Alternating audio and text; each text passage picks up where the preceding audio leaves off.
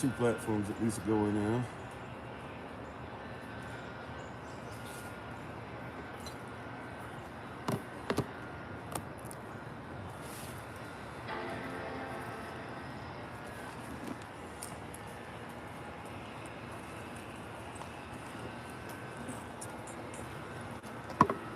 Alrighty.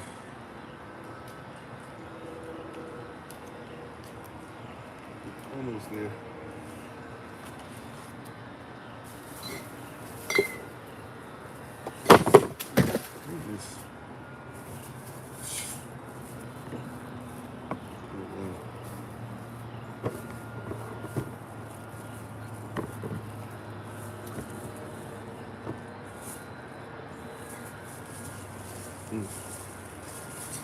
Okay. How is everyone?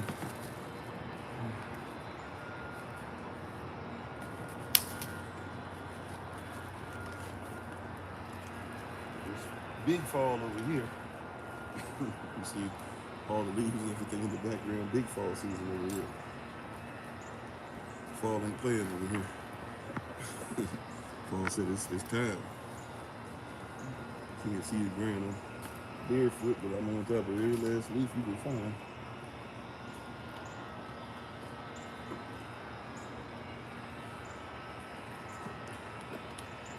Okay. Well, thank you for your patience. Thank you for those who are coming on from early rising Bible study session. And, get it pushing and moving. Hopefully all is well with everyone. Once again, thank you for allowing me some space. Just getting in from travel, getting everybody situated. Hopefully we can get our time back.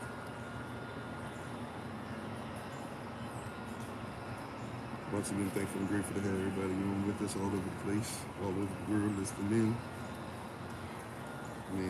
Man, thank you for those who allowed me a safe space for early rising Bible study session, y'all. Had to listen to Pastor Kofi event/preach. Go get some stuff off my chest, but I thank you guys, as I said earlier, you guys make it a safe place for me all the time, and so I don't take it lightly that you do, and I'm thankful and grateful that you allow even me to be human. That speaks a lot to your greatness in your heart and our belief as a society and a community. And so I'm thankful for another opportunity to roll with y'all one more again. I'd rather be nowhere else than with the family that Yah has allowed me to be a part of. I really wouldn't. I really don't have anywhere else I'd rather be.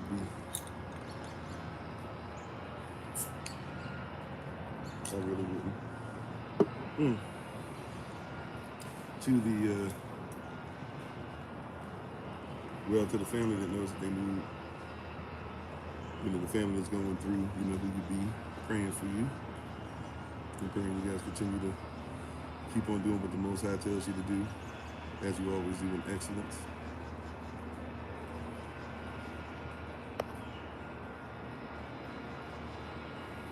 Thank you for that. Y'all give me a second. It's going to be rough for me for a few weeks or so. Just give me a second. I'm getting my mind right. I was a little ornery yesterday. I won't be as ornery yesterday today as I was yesterday. I was ready for that action yesterday on a high level. I think I'm a little calmed down. But thank you guys for being on with us. I really am. Just give me a second. We're about to start.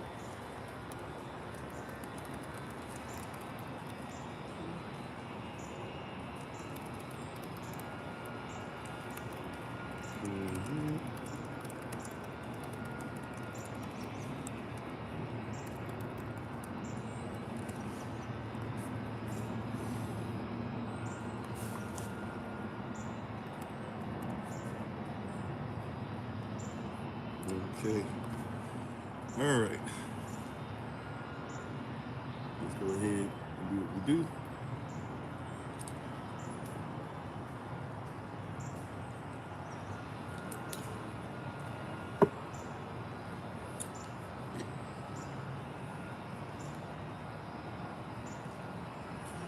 May the words of my mouth and the meditation of my heart be acceptable in Yahavah's sight.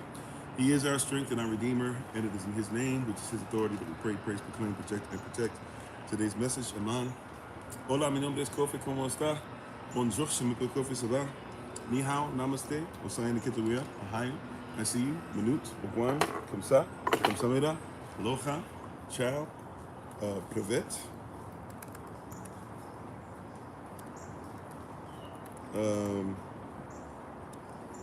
I'm not sure if I'm saying this right. Is it Hedge or Godaj? I could be wrong on that, but Hedge or Godaj. I'm trying to add, for those who are joining us from different countries more frequently, I think Privet and Hedge or Godaj are ways that we reach you guys coming in as well.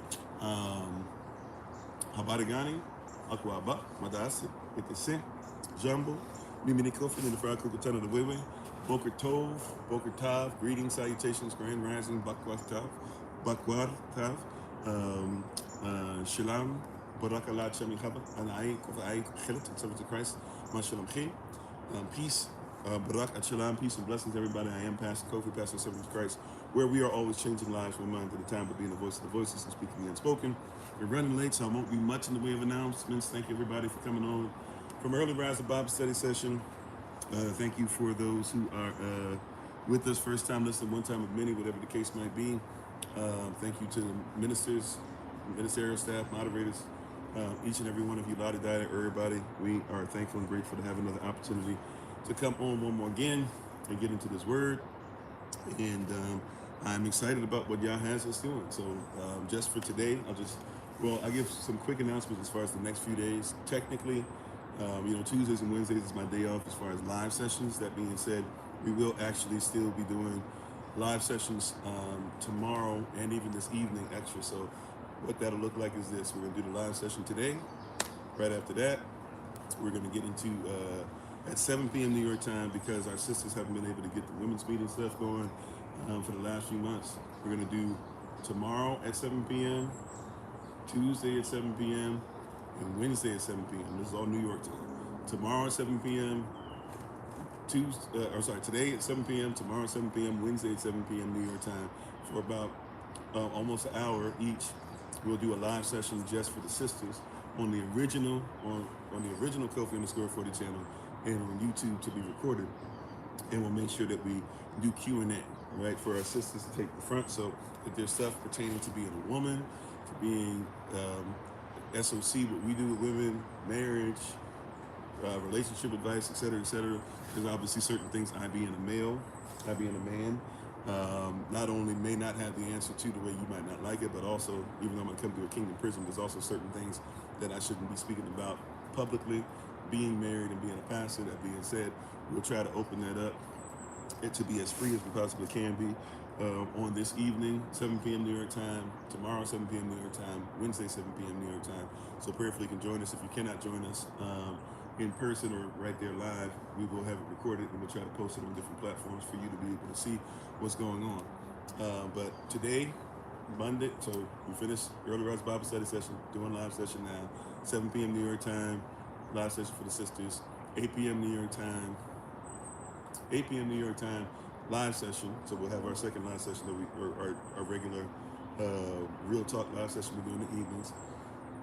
Tonight, 9 p.m. New York time, we'll do our Zoom session for those who want to be part of the project management meeting. We'll do our project management meeting. Tomorrow, we will have the live session for the sisters at 7 p.m. New York time. 9 p.m. New York time, we will do our graft-in session. Then Wednesday, we'll have the live session for the sisters, 7 p.m. New York time. And then Elder Tamara has her live session that she does at 8:30 p.m. New York time. And then everything will go back on Thursday prayer, with Elder and Naeem's live session and continuing to grow. Okay? All right, so I will try to say that again, and y'all forgive me. I am in an interesting headspace as of recently, but I believe I'm fine. I'm okay. And thank you guys for your prayer, and thank you guys for all that you guys do. Alrighty, so we're gonna go ahead and get ready to get started. Once again, thank you to Dah Ma'ashapachi. We'll go ahead and say our Bible pledge. If you're able to rise to your feet in reverence of Yahavah's word, or however you're able to reverence the word, we thank you for doing so in advance. How's everybody doing? How you doing, Brother Bradley? Cultural Prospect. Yeah, they don't have the red dot saying that we're on. Yeah, you have to. Yeah, you got to kind of look for us. Unfortunately, hopefully we'll get our timing back. This we were doing better when I came back, and then we've got some things going on. But thank y'all for being on. Shalom, how you doing? Liberty Fatali, Sister Dawn, Sister Carla, Books Vision. Thank you for that earlier, and thank you for those well wishes. Thank you, Sister Dawn. Appreciate you. How you doing, Brother Richard? B, Bold Servant, Sister Taylor, Minister Rods, Zardoc, Unique, Yvonne. I'm not sure. I see an Ankh with some other different so-called hieroglyphs, or really the writings of Netrus. You see FGGHH, etc. Giovanni, Triplet, Nobody, Angela. Thank you for the repost, by the way. Is it YVE John? I'm not sure how to even pronounce that. Please forgive me. Eve John, not sure. Antoine, Wayne, Random, Danelle, Prince, Alicia, Brother Dennis, Demon Killer, Justice, Akut Debarach, Joseph, Oldie, Apple, Martin, probably, Darius, or Martin, probably Martin, Davey Lee, Crystal, Inspirational, Abby, Betty, Tina, 10 Toes Down, Brother Rodney, Callie, Rodriguez Davis, Rodriguez, I'm not sure how to pronounce it. Knowledge, Dolly B, Grandma, Moses Boaz, Bridget Ward, Yashada, Alan Aliyun, Sister Joy, Count It All Joy, Playboy Casper, Pee Wee, Soul, Adventures,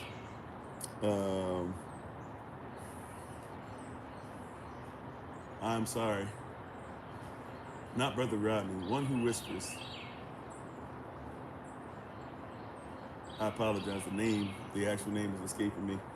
But thank you for being on House of Hoops, VMAC, Color Cozy, Tony, everybody. If I miss your name on any platform, shout it to my head, not to my heart. Thanks for being on with us live. Watch it later on, whatever the case might be.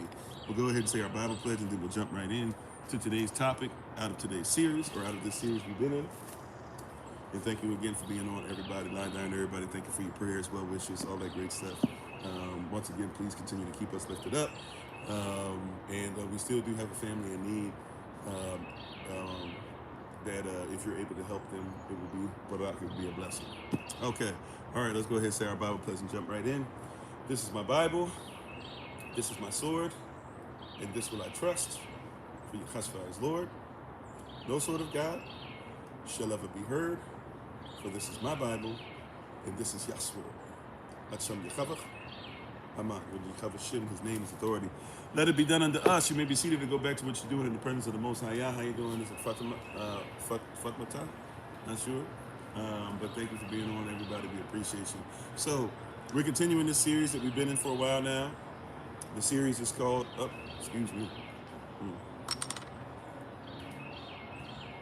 The series is entitled Reversing the Curse, means revisiting the lie. And how you doing, Sister Jennifer? And Reversing the Curse means revisiting the lie. This has been a series we've been doing for quite some time, so you can go through our playlist and things of that nature and find out more information about what we've been talking about, what's led up to this. And some of the discussions have, in fact, been a little heated, and that's okay, because we're literally reversing curses and revisiting lies. So we've been lied to about a lot of different things, how we should act, how we should operate, why we do this, why we do that, why the belief system is thus, such, etc. What does it mean to be an American? What does it mean to be, what does racism mean? What is it, what is the Bible? Where did it come from? Should we follow the law? All these different things that happen or whatever. So we've been going through this for quite some time, and continuing our conversation. Thank you, moderators. And continuing this series called Reversing the Curse, means revisiting the lie. We're focused today specifically on leadership. Leadership. Praise God. We're focused today mainly on what? On leadership. Now, why is this extremely, incredibly important? Leadership, to talk about leadership. It's important to talk about leadership because the lie about leadership is that that basically who you guys think are leaders or why they are made even leaders, versus the reality of what a leader is considered to be in the system that you're in, or in the world, or in the beast, in the West, etc. So we're going to talk about leadership. How you doing, Nico? So we're talking about what again today? Leadership. Extremely important topic of conversation. And many persons don't like to speak on this stuff because it opens up the door to having to finesse a reality, right? But we can't talk about a society without those who lead. So we're going to speak about becoming a greater society. How you doing, double OG, triple OG? If we're going to speak on being a greater society, if we're going to speak on what the Most High wants from us and through us, if we're speaking on just separating from a wicked, disgusting, decrepit system, right? And stop and not be keepers of this system. Stop working on their behalf. And that's something a lot of us don't want to talk about either, because if I'm of the system, or if I do things for the system, I have to recognize that I'm connected. It's kind of the whole thing about racism. Persons don't like to talk about racism because ISM on any word makes it a system of race, a system of competition. So in the system of competition, when we talk about racism, if we're talking about the competition in the system, we have to admit what parts we play, or what parts we might have played, or even what parts that the generations, our ancestry, the generations that came before us, our ancestry played as well. Because nobody just got here. Nobody's so-called self-made. Everybody is made with the help of somebody else, including you didn't get yourself here. You had a mother, you had a father. You did not learn language by yourself. Somebody taught you. What you consider spirituality to be or not to be is because somebody taught you. Something told you. Some kind of situation you've been in has taught you to be where you are. How you doing, Sister Tabitha? Right? It was Hatchmo Booker. I'm not sure how to say that. Hatchmo Booker. So, and all these different things, you have to realize, how you doing that, dude? You have to realize and recognize all these things we're discussing in this series called Reversing the Curse Means Revisiting the Lie. We have to figure out where the lies were told and what these lies are, even not systematically as far as when they were purposefully put in place, but also systemically. What is going to continue no matter what? Right? What is it that happens whether you want it to happen or not? Right? And what is it that you need to be prepared in? Right? What is it that happens whether you would like it to happen or not? Right? What is it that's going to happen? Like, the sun is going to come up regardless of how you feel. Right? The moon is going to come around and swing around, and water is going to be picked up no matter how you feel about it. You can be mad about it. You can be upset. You can say, I didn't create the sun. I didn't create the moon. It doesn't matter. There's going to be sunlight. Okay? Right? You see what I'm saying? Like, some of these things are that systemic, and we don't think about it. We don't think about these things being systemic. It's not about whether you're a Republican or a Democrat. Right? Even depending on how you vote, it might not even matter how you vote. Why does it matter how you vote? Well, technically, it really doesn't in the system, but why may it not matter just because of something like the Electoral College, which is part of the executive branch? If it's part of the executive branch, it means that basically it works for the president. It works for whoever's going to be the president, whoever they want to become the president. These are things that were created purposefully because, you know, when they created such things like the presidency, and we'll talk a lot about presidents setting precedents. We actually got a thing we did on that a long time ago. But we're going to talk a lot about presidents because a lot of presidents, kings, persons who have been chosen over time, you believe that leadership is voted into this and that. They could have literally, it was on the table. There were three things on the table. They could have just made a king. If you believe in, you know, United States, 1787, all that stuff, they could have had a king. And how you doing, Miss Caddy? And thank y'all for the love. Right? They could have done that. They opted out of that. Second choice that was on the table, they could have had the people directly, whoever are considered to be people. Remember, not everybody had the right to vote because not everybody was considered to be part of the nation. Not everybody considered to be human enough to vote. So you could only vote if you were a so-called white, a so-called white land-owning and of a particular type of family, right, of a particular type of sect, male, right, and only 6% of the so-called country, when you want to say everybody was involved, right, and considered to be only 6% of the so-called country could even do that in the beginning, which means that when you're even talking about leadership or voting in leadership or how it was chosen, it wasn't chosen on behalf of everybody altogether.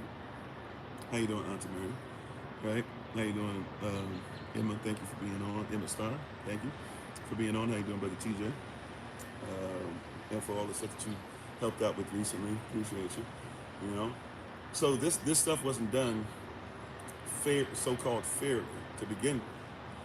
And when we talk about leadership, we got to deal with this lie of leadership where you believe that leadership is always on par with righteousness, or at least some of you do, right? You know, and so we're going to talk a lot about things, especially in the West, and things that have affected the West. But we have this weird belief that leaders are these figures that earned their way, that were going to become leaders because of things they did. But let's talk about how leadership, especially in the West, especially in the system that we're in today, how do you become a leader? What qualified you to be a leader? What do you think allows for William the Bastard to become William the Conqueror?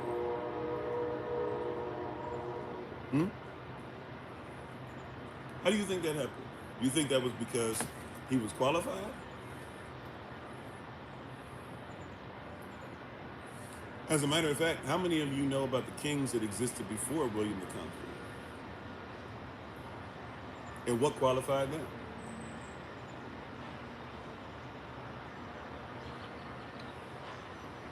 Everybody talks about Charlemagne. What qualified Charlemagne to be a great emperor or a Roman leader? How you doing, Sister Judah? Shalom. We don't know. We just go, no. Like, what did he say? What qualifies a president? Why do you think persons voted? Let's even do this. Let's start with something simple. If you believe George Washington is the first president, which many of you do, let's deal with that real quick. George Washington, right? Considered to be first president of the United States of America by many. Why was he? What qualified him? How was he voted in? What made, or put it like this, what made persons believe that George Washington should be in charge of the United States of America? We're gonna do, let's do that. That's easier. We're gonna jump around a little bit. The prayer for you guys should be able to stay in. You said his conviction and his belief. Cool. What was his conviction and what was his belief? If you don't mind, anymore. What qualified George Washington? What made persons say he is the person we want? Well, there were 8 presidents before George Washington, right? You can actually see George Washington quoted as talking about before he became president, his favorite 2. So you can read that quote for yourself. That being said, what do you believe that made everybody say, what do you think made everybody say George Washington? See, now I know what the answer with the company line is, but you just in the chat, if you don't mind, right? What do you believe George Washington made everybody say George Washington was, watch this. If somebody says George Washington is a man of virtue, what makes him a man of virtue? You said yes, okay. They claim sovereignty and the guys that under the standard bearers, okay. Right? So what do you believe? Seriously. What made persons think that George Washington was great? Why did George Washington, why is it still to this day persons say we look at him as a man of valor, as a man of true virtue, as a man of honesty, as a man of piety, even though he himself didn't even believe in the Bible, he wasn't a Christian. You know, but since Christian nationalists need you to believe that he is a Christian so that they can keep spitting Christian stuff to you, rather than actual biblical principles. But what is it? Right? Watch this. So Brother TJ helped us out to where they'll tell you, yeah, you know, he claimed sovereignty and that people were, you know, that guys were, you know, he was a standard bearer and all these things or whatever. Said school helped. Okay, maybe we can talk about that, school, even though school was a lot different for them back then. But, you know, he would have been more educated, at least better educated than many, although George Washington, who was raised as a Virginia slave owner, was not actually as high up as some others would have considered him to have been.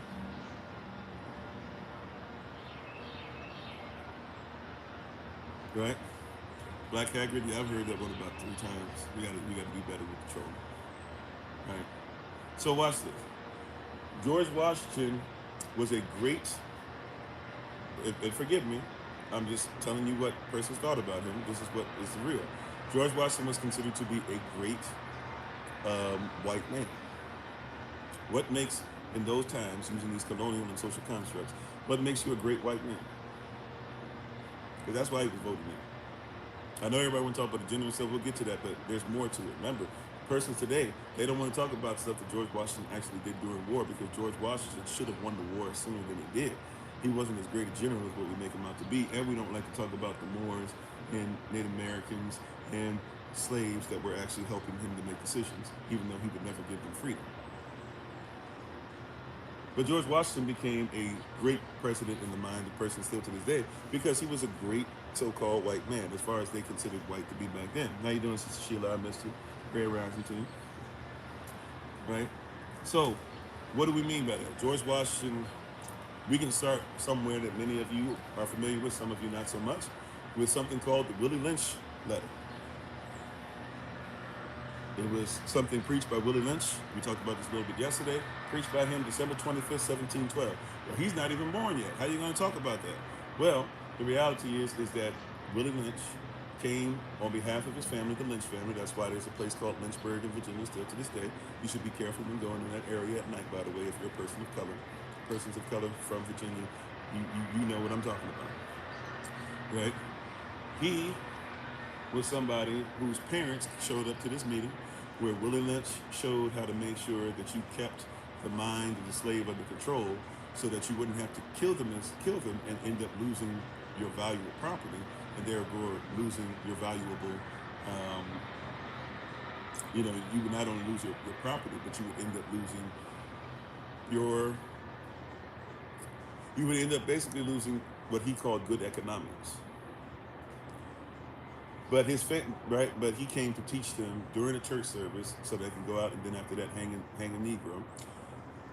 He taught them how to make sure that they weren't afraid, that they taught them correctly, and that therefore you could mess up the mind of the N-word male slave and the N-word female slave, reverse the way that they operated in their culture, so that men wouldn't protect their women and women wouldn't serve their men, or however you want to look at protection service on both sides. And therefore, now you would be able to sleep better at night. George Washington's people, just like Thomas Jefferson's people, just like Monroe's people, just like Madison's people, they showed up to this meeting and were taught. Right? George Washington's peoples, right, grandparents, parents, are at this meeting to make sure that they comprehend, or would have been affected by it, bare minimum, if you want to argue whether they were there or not, would have been affected by it, right, heavily, and would have made sure that they did these things that they were taught. George Washington would then find a wife, right? Because George Washington's a great husband, according to Lord. You see, the myth we're talking about today is leadership. The series is called Reversing the Curse Means Revisiting the Lie. The lie we're going to talk about today is leadership. So for many Americans, the best leader you have is George Washington. Well, let's deal with George Washington. Let's see how great a leader he is, or what standard. Because see, according to certain standards, George Washington is a great leader. You know, there's certain standards where old Adolf is a great leader. How you doing, Mr. Shane? Right? You said don't be fearful anywhere. Okay, I'm not sure what that means, but cool. But this is what George Washington made. If you listen to George Washington, persons will tell you this is what made him great. George Washington was a great husband, correct? That's what they teach. That's what you were taught in school. That's what many of you will still defend even to this day. You'll die on this hill. George Washington was a virtuous man. He was a great husband, all this stuff, et cetera, et cetera. Okay. Well, George Washington, if we look at this properly, if we be honest, George Washington married a wife. Question: why did George Washington marry his wife?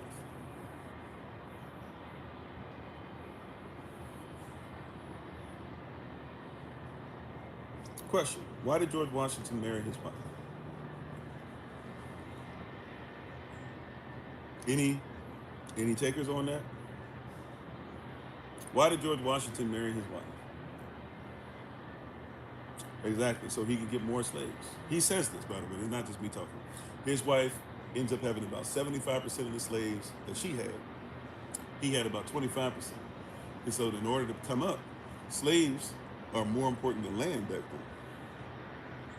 Matter of fact, you can sell slaves to get land. A slave, especially a slave that'll get the job done, is extremely valuable. How you doing, Sister Angela? Yeah, also because she was rich. She was rich because she had slaves. How you doing, King D252? You said you believe in God? Well, okay, well, I worship Allah. That being said, we're talking about George Washington. you know. And does the Most High believe that George Washington or anybody, any man, black, white, or otherwise, would have slaves? Of course not. So hopefully we'll be able to go down an actual direct path towards something, right? Because I'm not here to deny your belief in whomever right now. I'm here to tell you about reversing curses, and we got to revisit lies. And the lie that we're visiting today is this lie about what leadership actually is and who we look up to as far as being a great leader. Right? And how you doing, Brother Dwayne? I see you have a purse crew. So, right, how you doing, Brother Alex? So, reversing the curse means revisiting the lie. So this lie about George Washington, he's a great leader. Well, he was a great husband. He married for love. No, he married because she had more wealth, right? Including she had way more slaves, right? Now, if we look at this, George Washington is a great husband. How faithful was George Washington? How you doing, Pop Guy? Question, was George Washington a man that was faithful to his wife?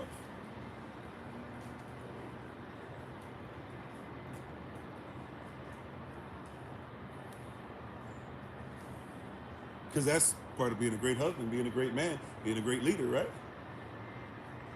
I mean, at least it was until JFK was messing around and, Bill Clinton was messing around. And if you know about Ronald Reagan's wife, more than likely, not only was he messing around, she was messing around. And, right? Trump obviously messing around. But that supposedly that makes a great leader, right? Being a great husband. Is that, if one's a great husband, I would think that one is a great man. That's part of manhood. Some of you don't want to be husbands because you run away from it, but supposedly, especially for those who are Bible thumping, Bible belt Christians out here talking about all this stuff and saying I believe in God for no. Okay, well, George Washington was a great husband, right?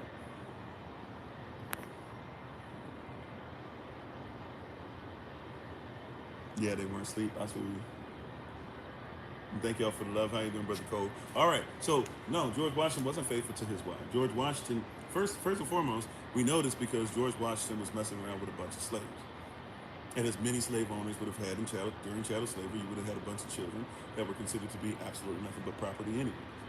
All right? Matter of fact, George Washington, here's another thing. George Washington was the commander-in-chief. That's something he was, right? That's why the presidents traditionally, still to this day, not only traditionally, but by legal means, but presidents are still considered to be, they're supposed to be commanders-in-chief. He took on this title because commander-in-chief is not an American title, so-called American title. We know that an actual original American by law is a copper-colored person indigenous to the Americas. That being said, and I'm sorry, thanks for being part of the community as a slumber artist dreamer. Thanks for being on. Right, how you doing, Temple of Blood and Honey? How you doing, Bobby One? Everybody coming on all platforms. I appreciate you. Thank you so much. If I miss you, turn it to my head, not to my heart. Right? I'm doing better today. Thank you.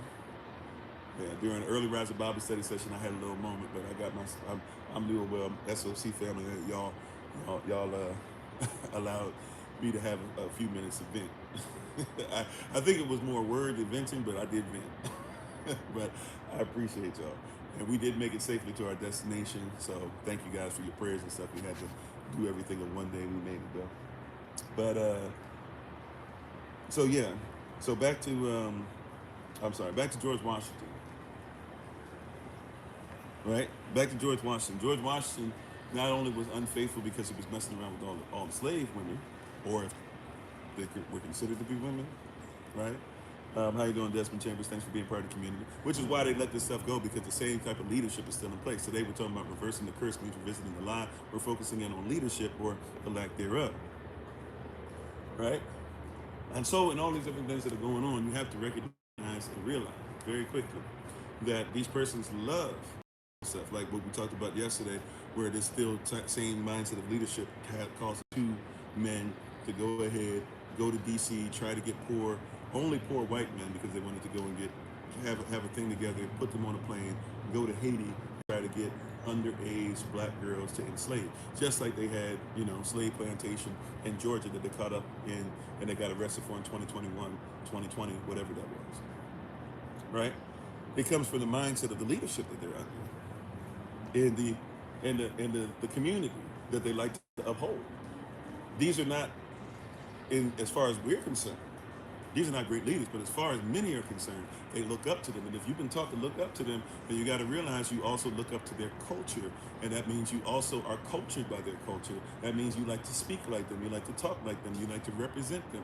You like to say that, hey, well, if George Washington did it, so can I. That antebellum South, yeah, that he's not even in the antebellum yet, because, see, remember the question, that's what it was. Thank you, Holy Spirit.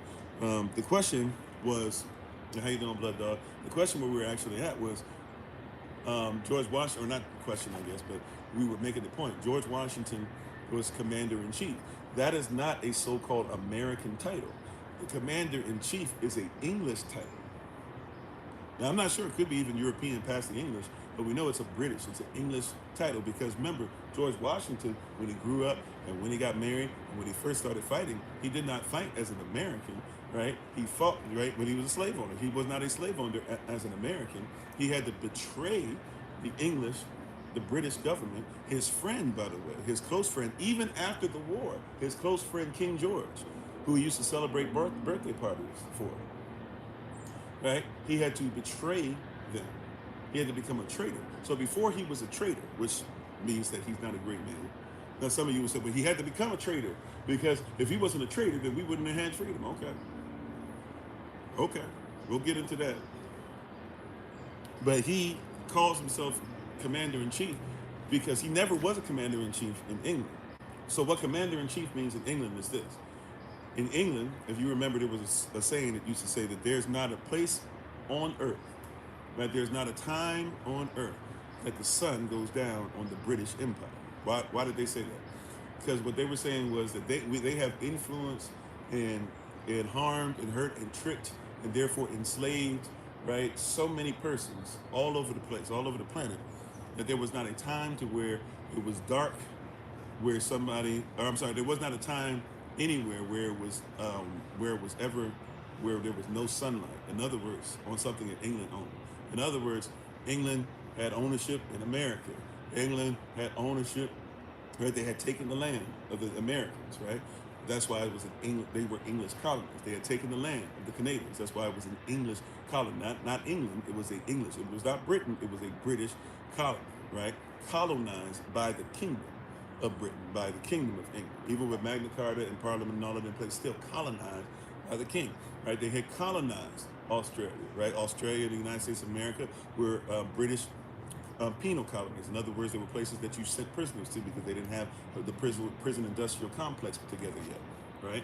If you went to Japan, they had colonized it. That's why you guys still play, you call American pastimes actual Japanese games, because they had colonized the Japanese. So you who still are British but don't want to admit it still play Japanese games like baseball.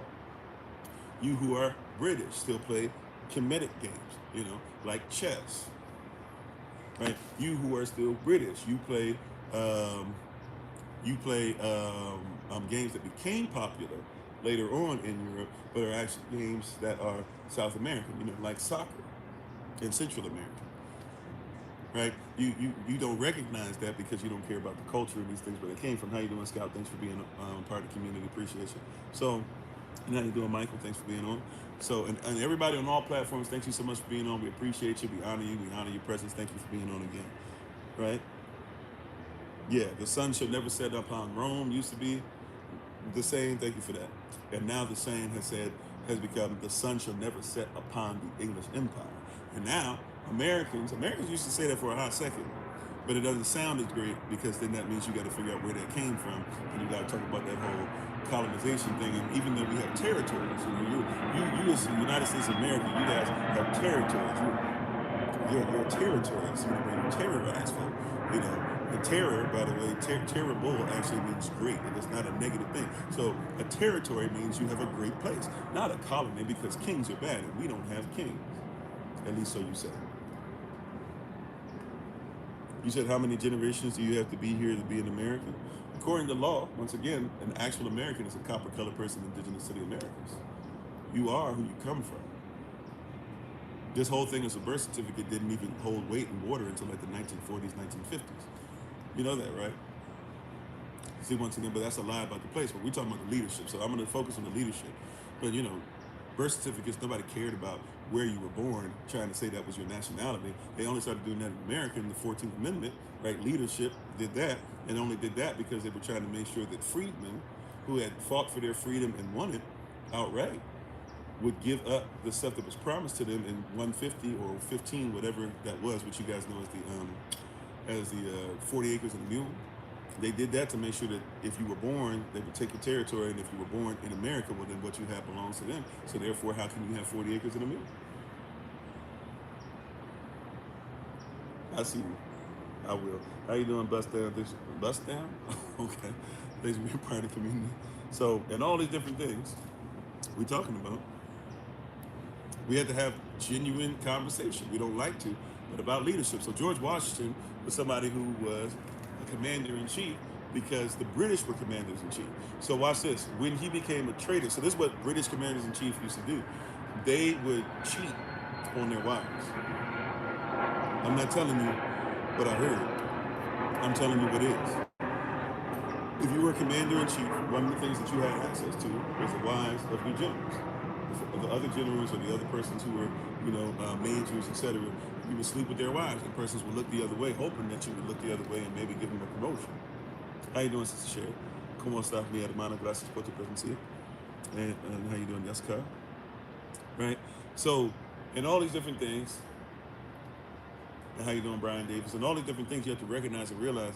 George Washington already, when he says he starts coming to these conversations that are being held, right, in Philadelphia and other places where the so-called founding fathers are meeting up, and he shows up every day in his uniform. Now, it's not a commander-in-chief uniform, for he was never a general, but he keeps showing up in the uniform of the place they're about to betray, his British uniform, and he stands there with his slave next to him every single time, And so when you see a lot, sometimes it's a Moor, but a lot of times when you see these pictures and George Washington is with some black guy next to him the whole time, if you look, a lot of times he looks similar. It's because that was his slave. His main slave, his right-hand slave. He's not a man. But the slave that dressed him up, shaved him, made him look well, made sure that he was honored, all that stuff. That was who that was. And so he keeps showing up in his British uniform, pompous, right? Making sure that everybody knows who's there. Yeah, a lot of persons know a lot about so-called white leaders because that's who you're taught to emulate. So, right, but today we're going to talk about why we shouldn't necessarily look up to them, especially just because they're white. We should look up to anybody just because of the color of their skin, but we're talking about specifics. So George Washington, right? George Washington keeps showing up in his British uniform to let everybody know that, hey, if we're going to fight against the British, we are going to do so, and we need leadership. Well, look, I was in the army for a really long time, so you should go ahead and let me be your leader. He eventually does this enough over and over again and has it in their mind, and finally it's kind of like, okay, George, all right, yes, you can lead the army, right? And he leads the army. That's how he got his position. Now, once again, was he faithful? No, because as a commander-in-chief, he cheated with persons' wives just like the British ones did too, as well as messing with the women who he didn't consider to be women, no slaves. And also, now, we're not 100% sure on this, what he did to the Native American women. More than likely, he just told everybody to off all the Native Americans as he went through places like New York and other places, right? But it is possible that maybe he could have had some, but that's me opining, right, and theorizing. So let's not say that that's the truth, right? Let's not say that is the truth, because a truth is crazy. There's one truth. So let's not say that's true. All right. So we know for a fact that he was cheated. Matter of fact, his wife Martha, who also was brunette, which actually in French means brownish. So brunette doesn't mean you just got black hair, or dark brown hair. Brunette literally means that you are somebody that can pass for white, right? So he married her, had babies with her, right? Then has, relations with all these slave women and little girls and stuff. Does that and cheats with his contemporaries' wives, right? And then he dies of syphilis. Part of the reason why the obelisk was built for him, right, is because he didn't have the phallus. And if you know the actual story of Osiris, Isis, and who we call Horus or Hedu, then you know that that's why he has an obelisk built, because his phallus didn't work that well. Grand rounds into your toilet, right? So So all you had to do when you looked this up, we know this to be the case. So if you say George Washington, it was a great leader, and was chosen as a great leader because he was a faithful husband, that's a lie. If you say George Washington was chosen not based on the color of his skin, that's a lie. Well, then let's go past that. George Washington, he never lied, right? George Washington never told a lie. Matter of fact, there's a famous instance where he was still a young boy or a young teenager or a young man, whatever it was, and he chopped down a cherry tree. His father found out about it. He could have easily passed it off on a slave or anybody else, but his father asked him about it, and he said, "Father, I cannot." He was Christ of this piece. "I cannot tell a lie." Right? You got to worship these people, these persons. "I cannot tell a lie, Father. I did in fact chop down the cherry tree." And his father, while upset about it, was proud that his son would always tell the truth. How you doing, Elder Tammy? Right? That's what you taught. That's how you taught to think about these persons. Meanwhile, he always tells the truth. That's why he was chosen. Meanwhile, wait a minute. You were told the lie that him and his dictators put forward, that he always had ivory teeth or wooden teeth. And the reality is that's a lie. If he ever had a full set of ivory dentures, it would have been like his fifth set of dentures. But the first four, we know for sure, he would take the teeth out of his slaves' mouths. And while he might have had wood and wiring inside to make sure him and the dentist came together with something with wood and wiring to ensure that the teeth stayed in place, he would have taken and ripped the teeth out of his slaves' mouths. And when he ripped the teeth out of their mouths, he would have paid them pennies. And you say that that shows how great a man he was, right? He would have paid him a penny per tooth, if that. If he paid him at all. We don't even know for sure. That's just what persons say he gave him. But you believe that he had to. Matter of fact, he would take all his pictures because he had no teeth, because by age 30, every last one of them jokers had fallen out. That's why all of his pictures are like that. It's not because that's just how you're supposed to stand. It's because he didn't want to show you he had no teeth.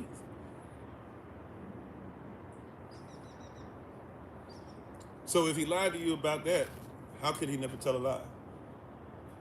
If they lie to you about who he is and what he was doing and his wife and the slaves and all this stuff, well, he didn't even believe in Christianity, but you believe it's a Christian nation. You don't think they lied to you about anything about George Washington? Matter of fact, you're in the era of so-called DEI and just hiring persons who don't get anything, and you shouldn't have any kind of person getting in just because they're your child and all this stuff or whatever. Okay, question for you: when George Washington was voted in, what was the result? How many persons voted for George Washington, and how many persons voted for somebody else? How long was the campaign trail that George Washington was on? How long do you think his campaign trail was?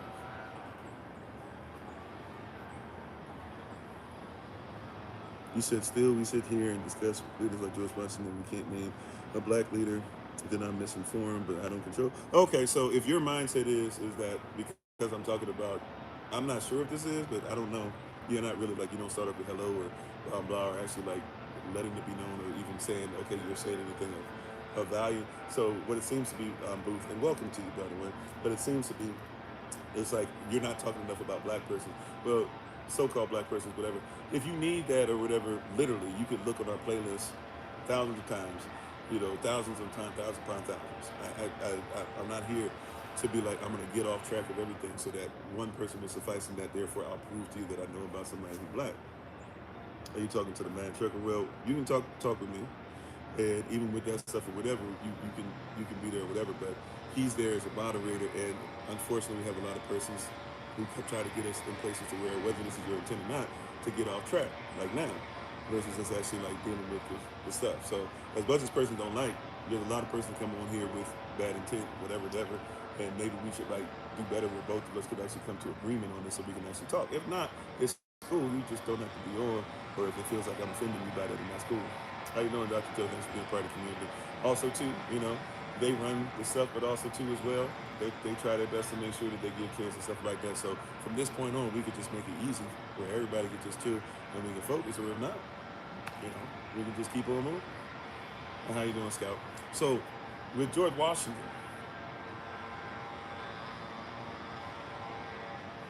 okay, well, once again, we can keep on going to the same place and make it a point to say, that's not what I was doing. Okay, if he was wrong, if I was wrong, if you were wrong, maybe be done with it and maybe go to righteousness. We can do that from this point on. We'll see what we do with that. All right? Right? Okay, we'll see what we do with it once again. See what I'm saying? On all sides. We could squash it, but we can keep on going. But at this point, we're talking about us referring to it versus actually us talking about the point. Right? So, here we go again. Talk about George Washington. We can just start here. We can just start here. George Washington. All right? George Washington.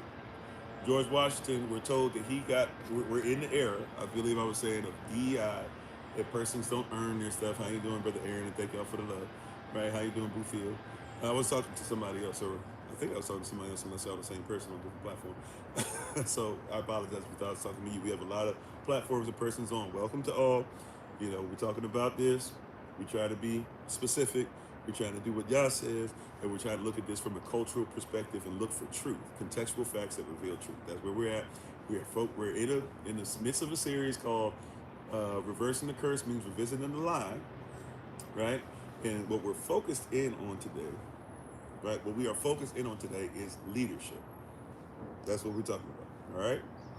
Okay, so in what we're talking about today, in leadership, and disproving those things already about George Washington. Well, now we're in this era where everybody says we're in DEI and whatever higher. I can't keep up with all the sayings because all these things that are there to get us to this 1350 mindset we talked about on yesterday.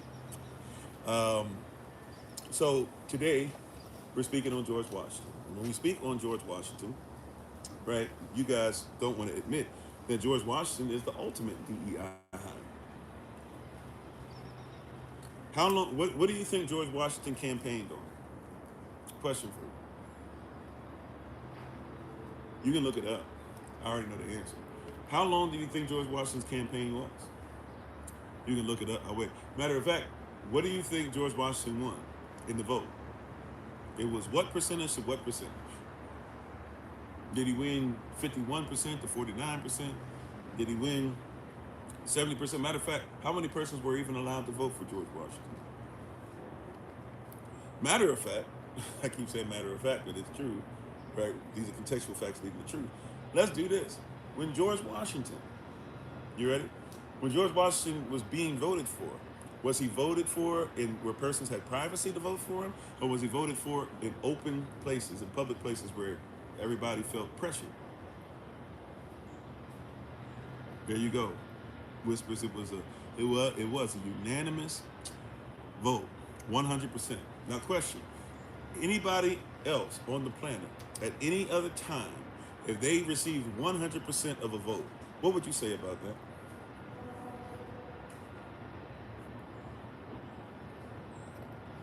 Just a quick question, right? Anybody else at any other time, in any place all over the entire earth, if anybody ever received 100% of the vote, you would say, thank you, it's rigged, to say the least. Or you would say it's something that happened due to our tyrannical government. Or you would say it was BS. You would say it's definitely one-sided. You would say somebody helped rig the election. Okay? And they do this, when it's 50% to 50%. Right? Vice President, I'm forgetting his name, Gore. He did that. Trump did that, right? They wanted Kamala to do it. She kind of insinuated, but then she stayed away from it. I think smartly on her part, right? But yeah, you would say, how is that possible? How does somebody get 100%? Well, you get 100% because you tell everybody you're only allowed to vote if you're a so-called rich white man who's a landowner. Then out of that, which would only be 6% of the population, you then take that and you say, okay, on top of that, we're going to have it to where only certain persons can vote. And then on top of that, you make it to where you tell everybody, basically, you're going to vote for him or we're coming for you. And then on top of that, just in case you still don't go with the program, you make all the votes at a public town hall meeting place so that everybody feels pressure to have to vote for that guy. And there were a couple persons that actually did not vote for him in Congress and stuff. But they basically they abstained from voting. So in other words, there's like two persons we know for sure that kind of gave a hint, like, hey, I really don't want George Washington to be in power, but it is what it is. And how you doing, Sister Shirley? And George Washington was so great as a president that by the time he finished his second term, he did 2 terms. What you were taught was that George Washington, he was so great and blah blah, and everybody loved him, and he understood the value of not trying to be there. He didn't want to be a king, and he didn't want to just stay in position and yada yada yada. He didn't even want to be president at all. And so by the time he finished his 8 years, he could have been president the third term and the fourth. He could have been president for life. But you know what he decided? He decided to go ahead and retire. But the reality is he was so bad that instead of running for a third term, he was everybody had gone from just glazing. I'm sorry for saying it that way. You know, those of you who know what glazing is, you know, but he was so upset and frustrated because everybody wouldn't just give him whatever and say whatever and just act like he was without sin anymore and pretend, because it was messing their so-called country up, that he basically didn't want to hear it anymore. And so he said, I'm done, I'm out. And he went. This is out of his mouth. See, we got to stop listening to persons. We can literally see what persons wrote about themselves or what others wrote about them. We can see what happened at the time. We can literally read stuff for ourselves.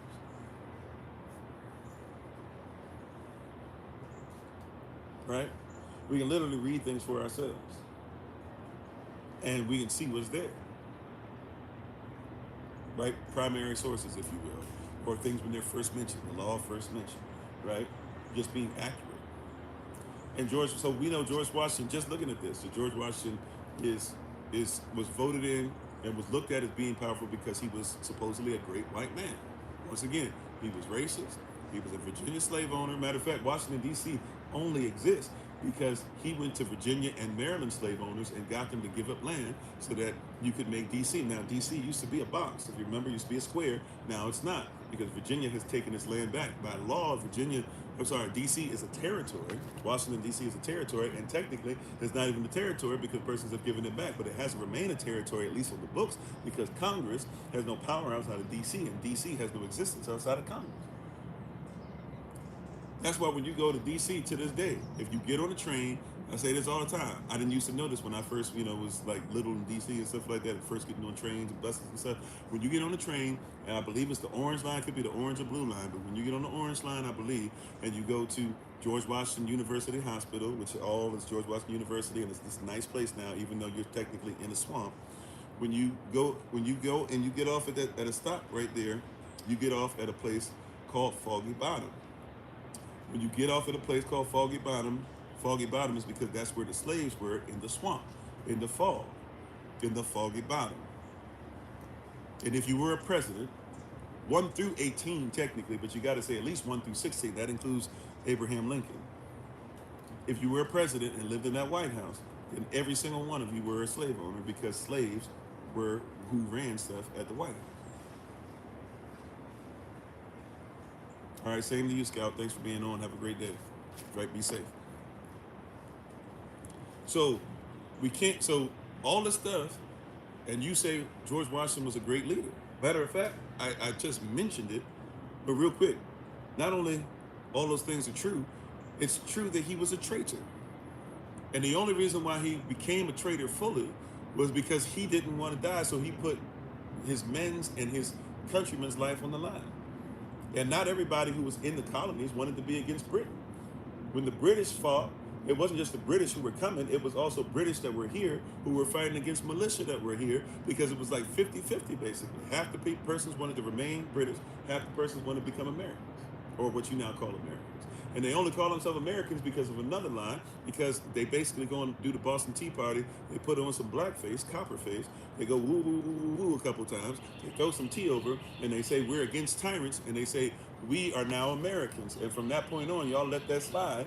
Like, how is it that you off the Americans and you colonized them, and you never considered yourself to be an American? Because to be considered to be an American is considered to be a slave, or less than, and according to Manifest Destiny and the White Man's Burden and Doctrine of Discovery, you deserve death, or if not, just to be a servant for the rest of your life. Then all of a sudden now you want to say that you're the American so that you can go ahead and say that you're a country. The reality is that you were never considered to be a country. You were territories, and George Washington and them, the Continental Congress, they actually started coming back and talking about, taxation without representation, and they didn't want to be taxed on anything. Eventually, King George had enough of it and said, yo, take him out. The Continental Congress, little as we're told, actually writes a letter back to King George, back to England, and says, please, we're sorry, do not come for us, our bad, we'll fall in line, we'll do what we're supposed to do, we'll be good boys, leave us alone. King George doesn't even respond, so they know what time it is. So rather than go, so they were realizing, they said, okay, our bad, we don't want to die, we are being traitorous, we'll pay taxes. And basically, who cared if everybody else is? Because even if you weren't paying taxes to the crown, you ultimately, in a different way, they don't want to call it taxes, but you were still being taxed by the elite, right? So they say, okay, we'll fall in line. They said, nope, we don't care, we're coming for you. Then they rise up and get a whole nation to make sure they save their own necks. They try to create a whole nation, lie about who they are, say, hey, not only are we against the British, but hey, we are actually the Americans, therefore we should kill off all these other persons, just like they did with the Crusades, right, back in the day, right? King Lionheart running around there, offering all these persons or whatever, dying in the name of Christianity, because the Christian supposedly is supposed to have what the Israelites supposed to have. And so they go ahead and they say those black and brown people over there, the Muslim and all those, the black and brown persons over there, they deserve death because it belongs to us. No, it doesn't. And the only reason why the Pope even tries to play that game is because you're offing each other. He's losing his kingdom, so he says, go ahead and expand my kingdom. I like that over there, and stop offing each other, and sends them over there. Yeah, Washington, D.C. is technically part of the United States, but Washington, D.C. is considered to be a territory. So that's why when persons say as a city or make it a state, blah, blah, when you're talking about statehood, you're trying to take it out of being a territory. Like Puerto Rico, some want Puerto Rico to just be free, but others in Puerto Rico who will still say, hey, we want to be a state. Right now, they're just a territory. Same thing was happening with the Philippines. The same thing was happening with Guantanamo Bay at one point, all those things. So Washington, D.C. is just like, for example, Hawaii was a territory. It was actually owned by the Dole Plantation, right? America helped the Dole Plantation, right? Dole banana, Dole fruit and stuff. They helped them to take over there, and then Dole ultimately sold it to America, and then it was an American territory. Alaska was an American territory. You have to get a certain amount of persons there, but once a certain amount of persons are there, then you got to figure out if it's a free state or a slave state, right? That's how that works. How you doing, Lady B? So yeah, so that's what they're talking about, right? But so Washington D.C. is not actually. It is part of the United States Corporation. But it is a territory. It is not a state. That's why it's not even a city. It's a territory, right? And once again, if you read Black's Law Dictionary, you will actually discover that technically we don't know what to call it because it's so messed up and it's so behind. It never paid Virginia back. Virginia slave owners never got their reparations and stuff. So they took their stuff back. And so since it's just kind of a piece of it left. But we got to keep it, or else Congress has no power. If Congress has no power, then that's a third of your branch, three-branch system, right? If you have the executive branch, judicial branch, you get rid of that. You get rid of the legislative branch. Then you get rid of the person who's supposed to say you go to war, blah blah, all this. So you got to keep it alive, right? And how you doing? I Speak Life. I think I saw you on there. So, and all these different things that are going on, we do not like to have that part of the conversation. We believe that we should just toss that to the side, act like that didn't happen. Pay no attention to the man behind the curtain. That's who George Washington is. Now, question, all that stuff that I just said to you, why is George Washington a great leader? And if he is it based off of anything righteous? How you doing, Langston Belly? Thanks for being part of the community. Yeah, just like the City of London. We were watching something on the City of London last night, matter of fact, on our way. Well, I wasn't able to watch it, but they were, I was listening to it, and they were, and then we're talking about the City of London, same thing. If you're not aware of that, City of London is not really a part of it. You said, so you were born in Washington, D.C. and raised in the territory? Oh, there you go. Yeah, both territories. Yeah, Hawaii is no longer a territory. Hawaii was a territory, right? Hawaii became a state, forgive me, 1940s, 1950s, right? Isn't it, I believe it's a state by the 1940s. Isn't it a state when Pearl, let me look it up. I can just look it up. I think it's a state when Pearl Harbor happens. Let me see. When was Hawaii made a state. Oh no, I'm wrong. So yeah, so Pearl Harbor, when Pearl Harbor happened, it was still a territory. Hawaii wasn't a state until 1959, August 21st, 1959. So it's a so depending on when you were raised, it's just like if you were in the Bahamas. Depending on when you were raised, you were either in. Technically, a lot of Bahamas is still English territory, but just like Jamaica, a lot of people don't know in Jamaica. When you go there, a lot of stuff is still considered to be under the crown. You're not actually free, right? No, I'm not talking about when Pearl Harbor was. I understand when Pearl Harbor happened. I've actually was stationed at Pearl Harbor, and one of the first things I did when I was stationed there was back in 2004, I think. One of the first things that I did that we were actually able to do was to go to Pearl Harbor, go through the thing, stand over all that stuff, and I was literally on the base. So I understand when Pearl Harbor has to have happened at least before the end of World War II, which is 1944, 1945. Take your pick, depending on what you want to say ended the war. For some, 1948 even, right? So I understand that. I'm talking about when did Hawaii go from being a territory into a state? It doesn't become an actual state in the United States Corporation, right? Incorporated. It doesn't become that until August 21st, 1959. And it's the most recent state, which means that Alaska was pulled in before that, right? Yeah, Belize, similar situation. Yeah, I mean, basically all these places over here, United States of America, they were colonies, right? They weren't even, once again, they were British colonies. Not a colony, they were British colonies. And if you even know about the history of all that, there were colonies that were supposed to fight. At least 2 more colonies that should have been part of the so-called Revolutionary War that were in Canada. But when the colonies up there said, okay, if we fight against the British are going to come and try to hit us first.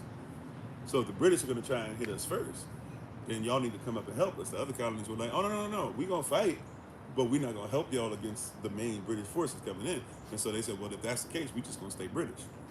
So they fought on behalf of the British because all these brave Americans, so-called Americans, wouldn't help. See, once again, you've been lied to. But there's a leadership. Now, George Washington, I just pick him because he's the one that we like to talk about, right? He's always the one, he's the untouchable one. Really, a lot of them are untouchable. Thomas, now, like I just said, if we just stay even in presidents, because it's important, especially in the West, not just in the United States of America, in the West, that you deal with these so-called American presidents, because these presidents set precedents, right? Whatever they say, whatever they do, whatever they're doing, not only are they doing it to set precedents, but you must comprehend they're not actually in control, because if you're a president, you're over a corporation. So the president is over a corporation, right? But also, you must recognize that the president himself, right, I would say, or herself, but there hasn't been a female president, right, in the United States. So the president himself is under the CEO, the persons who actually own the stuff. This is why in Congress, lobbyists are allowed not only in the Oval Office, but they're allowed in the Congress, and they just don't get to hit the Congress floor. But they can't make laws without the lobbyists. The lobbyists, when they're paying for the president to get there, once the president becomes voted in, the lobbyists that got him in there, the law says that they get to sit down and make decisions. Right? So the president has to make sure his constituency gets what they paid for, not what they voted for. Those of you who vote, Electoral College will take care of that, sew that up. The ones who paid, and not those of you, well, I gave $20. Okay, fine, it's like shares. Yeah, everybody who paid a share should have an opportunity to speak. Right? You're correct with that. Everybody who holds a share has an opportunity to speak at the corporation. Right? But if you have 20 shares, but somebody leaves everybody with 20,000 shares, and guess what? The person with 20,000 shares, especially if those 20,000 shares are 75% of the company, they ultimately can listen to you, but the person with 20,000 shares has 20,000 votes. So if he has 20,000 shares and he says, we're going to do this, doesn't matter what you say, even if he's not the president, even if he's not the CEO technically. If he says we're going to do this, his votes matter more than yours. That's how this is. You're in a corporation, but you believe the leadership that's above you is worried about you. They don't work for you. I know. Marjorie Taylor Greene, is it? Or Marjorie Greene Taylor? Marjorie Taylor Greene, whatever. Everybody's like, oh, this and that, blah blah. She never worked for the people. She never worked for the people. The girl who went against her and called her the blonde, bad body, whatever, she never worked for the people. And this is the thing that you don't comprehend. I'm not saying that they don't even have a desire to work for the people. I'm telling you, they cannot. That's not their job description. This is why you guys get upset. And you guys will have somebody get into Supreme Court justice. And you're like, now that so-and-so's in, they're going to vote on behalf of da-da-da. No, they're not. They don't work for you. They work for the corporation. They were put in place because of the corporation, and they get gifts, they get all types of stuff if they keep doing what they're supposed to do. They worked hard to get to that level so that they would be taken care of for the rest of their life. They sold out to put on them black robes. Matter of fact, and I'm sorry, how you doing? Is it Laurel? I'm not saying, if you're saying this right. Laurel or Laurel Dunson and Purple Iris, thanks for being part of the community. You said stop yapping and get a job. Oh man, I'm so blessed that I don't have to have one of those anymore. I'm thankful. I'm thankful that I don't have to have one of those anymore. I'm trying to make sure that my people stop dealing with those things or whatever, and they actually have businesses and things of that nature, and we support each other so that we don't have to be part of that system. But, if you have to be there at your job, I hope that your job goes well and that you are served them well as you need to, and you dance as much as you need to as well, and prayerfully you start working on some stuff that you can take off them dancing shoes and you can stop tapping. I hope that happens for you one day. Right? I really do. It's funny the way I have to say it because I got to get it in your head. But I really do hope that you can, or if you get a job, I hope you enjoy it. Right? And also, too, just to let you know all this stuff or whatever, I served. So some of y'all care about that. Some of you don't. I actually served to make sure. Like, you can be saying thank you for the service. It allows you your freedom and stuff. When you go to your job, think of me because I served diligently to make sure that you have your job.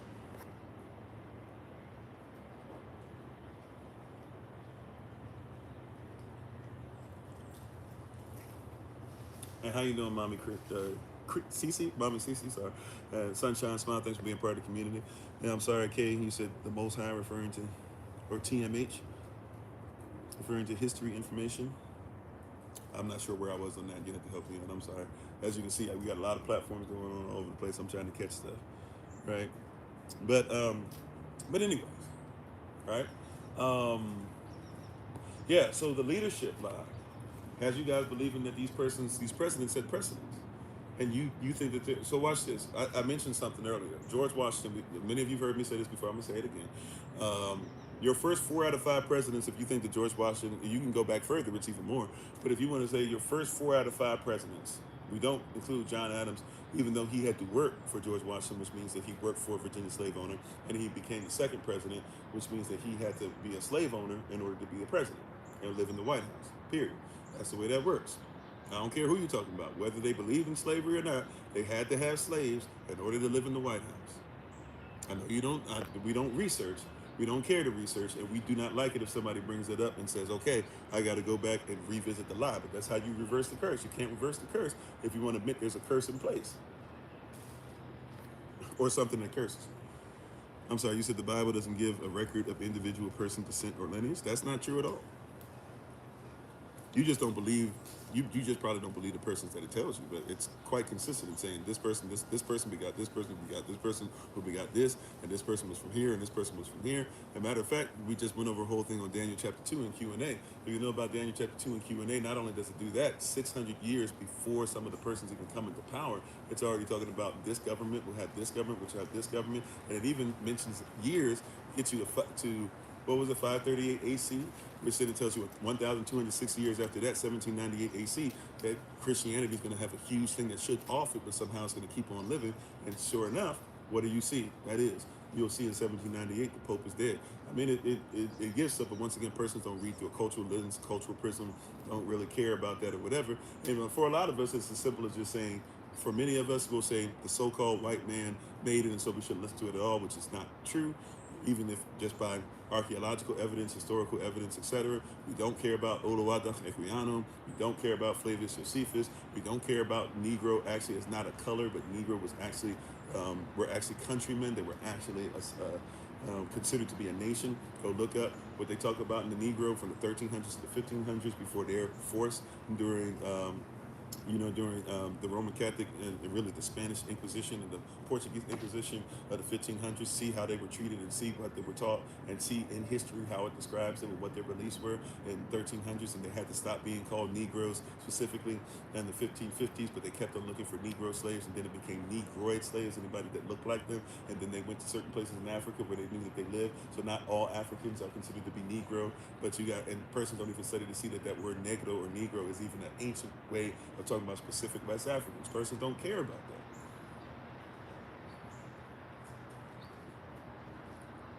You said they're not Israelites? Okay, what's E1B1A and what's E1B1B? And what's L2, L3, L4? You said that's been debunked. Oluwada Equiano, who is that? I'm going to just do this real quick because we're not talking about that. I'm not going to focus on it. I'm not going to get myself off track. That being said, Oluwada Equiano.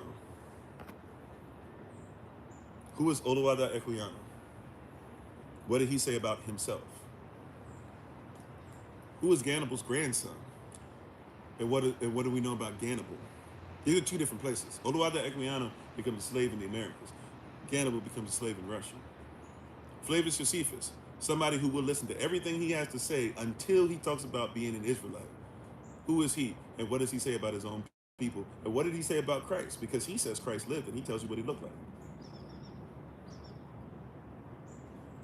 I don't have to just do, even though I believe the Bible is completely easy to show you and to debunk the myth that there's no evidence that the Bible was written, because before it was called the Bible, it was still there. Just because people change what it was and try to change the words up and everything doesn't mean we can't actually look at what was dug up and see for ourselves. That being said, though, who is Oluwada Equiano? Who is Flavius Josephus? Who is, what was the Negro? All these things, and tell me, when not just me, when historians describe them and say what they look like. For example, the Negro, right? For example, what's the Negro? How you doing, Brother Yahavah? And I think I said Shalom earlier, Sister Deborah, please forgive me for them. What's a Negro? A Negro in Spain and in Portugal, they were put in ghettos. They were put in ghettos in the the late 1400s, early 1500s. Really, technically 1300s too. But I'll just, to make it to where we can't miss, let's just say the 1500s, right? They were put in ghettos. The ghettos still exist, by the way. You can still go to the ghettos to this day. You can still visit them. So this is not stuff, oh, we have no no. You can go look at them, not look at a marker. You can go look at those ghettos that the Israelites, right, the Yehudi or Yahavah or Judah, right, what they call themselves lived in. And by the way, when you go back and when you go back in history, you will discover that they were called Negroes. Right, the Negro was considered by the Spanish and by the Portuguese. This is why we have to get out of their leadership. Whoever's leading you in these discussions is lying or just won't open a book or will only open certain books. But when you go back and look at how the Spanish and the Portuguese, therefore the Roman Catholic Church, tells you what they tell you the Negro looked like, they tell you that the Negro was extremely dark. They were swarthy. They tell you they had locks. They tell you they believed in Terach, or what you call Torah, right? They tell you that they say they were extremely masculine and they didn't mess around. In other words, it was very accepted in a lot of circles to, even though you had to do it behind the scenes, but you could be bisexual. They said for them, they didn't play that. They said that they wore hoodies that they were forced to wear at a certain point, but they would wear hoodies. They said they would be on the street corner. They said that they would put poetry over music on the street corner, and they basically held their faith. Many of them died for their faith, but a lot of them, because they started saying that they were going to off their children or sell their children into slavery, they would force them to therefore give up being into the Torah and say that they were Roman Catholic. And once those persons did that, then guess what happened? Then they still would take their children, depending on their age, and make them slaves in different places all over the world. Oh, and by the way, when Christopher Columbus went over to the Americas, he said he was looking for the land of Asheroth. Now, because you guys try to call the word Apocrypha, because technically there's no Apocrypha. Apocrypha means it's kind of a joke or it's not real. So I don't even call it Apocrypha. That's what y'all call it. But if you look in the Apocrypha, Christopher Columbus, who was traveling with Africans in the East and East Africa and Africans in the West Africa, but he writes in his journal that they had told him that they had land, they knew how to get over to these places, and they knew how to do so using the current. He believed this from the things they were telling him to be the land of Asheroth. He goes back to Queen Isabel and tells her he's found the land of Asherah. She tells the Pope and asks permission to go get more Negro slaves. The Pope says, as long as you get me some. And when they went there, they found out they went there with a Hebrew interpreter, according to his documentation, not mine. They went there with an Israelite interpreter or a Hebrew interpreter. The Hebrew interpreter talked to the persons over in Hispaniola. We're talking about in Haiti and in Dominican, right? Haiti, Dominican, right? And those who are Dominicano, where you are, and then eventually they go to Cuba as well. But where you are, that's where they went at first. They talked to persons using a dialect of Hebrew. When they had this conversation with dialect of Hebrew, it wasn't a West African dialect. It was a dialect of Hebrew, which a lot of persons in what we call today West Africa use. Right? They went over there and spoke to them. The persons over in Haiti said, hey, this is not news to us that there's persons over there. We have a lot of persons who come from there, who've been coming. We're mixed in. We use the same weapons. They taught us how to make this particular type of weaponry that we use. They didn't believe it. They took the weaponry back. They compared it to the weaponry in West Africa. They had it studied in Spain. They had it studied at the Vatican. All of them said, yeah, this is the same weaponry, down to the metallurgy, which is the percentage of how much metal is used and how they create the weapons, right? The blacksmiths, so to speak, will create the weapon. So when you say we have no evidence of it, either you just, you know what I'm saying? Either you're uninformed, or somebody been telling you something in their bad leadership. You might want to look at them sideways, or at least ask them a question, or present these things, and if they know about it, ask them why they didn't tell you. How you doing, Judgment? Thanks for being on. I appreciate the love. Right? You said the name of the Hebrew interpreter? I don't know. Go read the documentation. No offense. I'm just saying that I'm be like watch this. No offense. You might think I have a big head for this. Right? I obviously, have a lot of persons in me, a lot of people, a lot of nations, whatever. West African, if you want to say Ghanaian, if you want to call it Shwe or Ashanti Shwe, or little bit of Igbo, Avda, Hebrew, what we call Jamaican, all these different things, whatever. And the Kitawaya, some of you would still use terms like I don't even use the term Ottawa, stuff like that. In my family, Seminole, a lot of stuff. So we have a lot of things going. Nobody's 100% anything, just about. Nobody in the earth is 100% anything anymore, if we want to be honest. That being said, where I come from and where my people come from, I was designated by Israelites. I was designated by what we call Israelites, Avda, or Ivdit, if you know about Ivdit, what that is, even on the Ivory Coast and stuff. But I was designated by them. I was designated by I want to make sure I say the right people. Yeah, so Avda, by those you would call Ghanaian, stuff like that, and others, where I'm supposed to be Jelikliat, which is actually a French word, but we take hold of it in Africa. That's what French persons who started colonizing started calling our people who do what I do. I'm supposed to basically be a library for our people. I'm supposed to use a lot of different things, from music to spoken stories, to written history, to our written history, on top of that, different things, to be able to get where we are and to talk about things, right? So I'm just going to tell you something that I've taken on, and I'm okay with it, even if you think that I'm saying I'm all that or whatever, because you don't say the same thing about other philosophers and historians, right? I'm okay with saying that I don't have to keep digging up what somebody else says I have to, that they don't even do. Because George Washington didn't have to have anybody, right, actually validate him as a righteous human being to become this so-called righteous president, right? Thomas Jefferson didn't have to have anybody validate him to become the person that he was okay for him to literally rape our women, right? Donald Trump doesn't have to have anybody validate him. All he has to say is fake news. President Obama didn't even have to tell you what he was going to do. All he had to do was say, yes, we can, and never told you what you could do, right? Nobody had to validate when they changed the Bible and even told you such thing as a New Testament and an Old Testament and an Apocrypha. All these words didn't exist, but any of the scrolls were written. So I'm giving you breadcrumbs.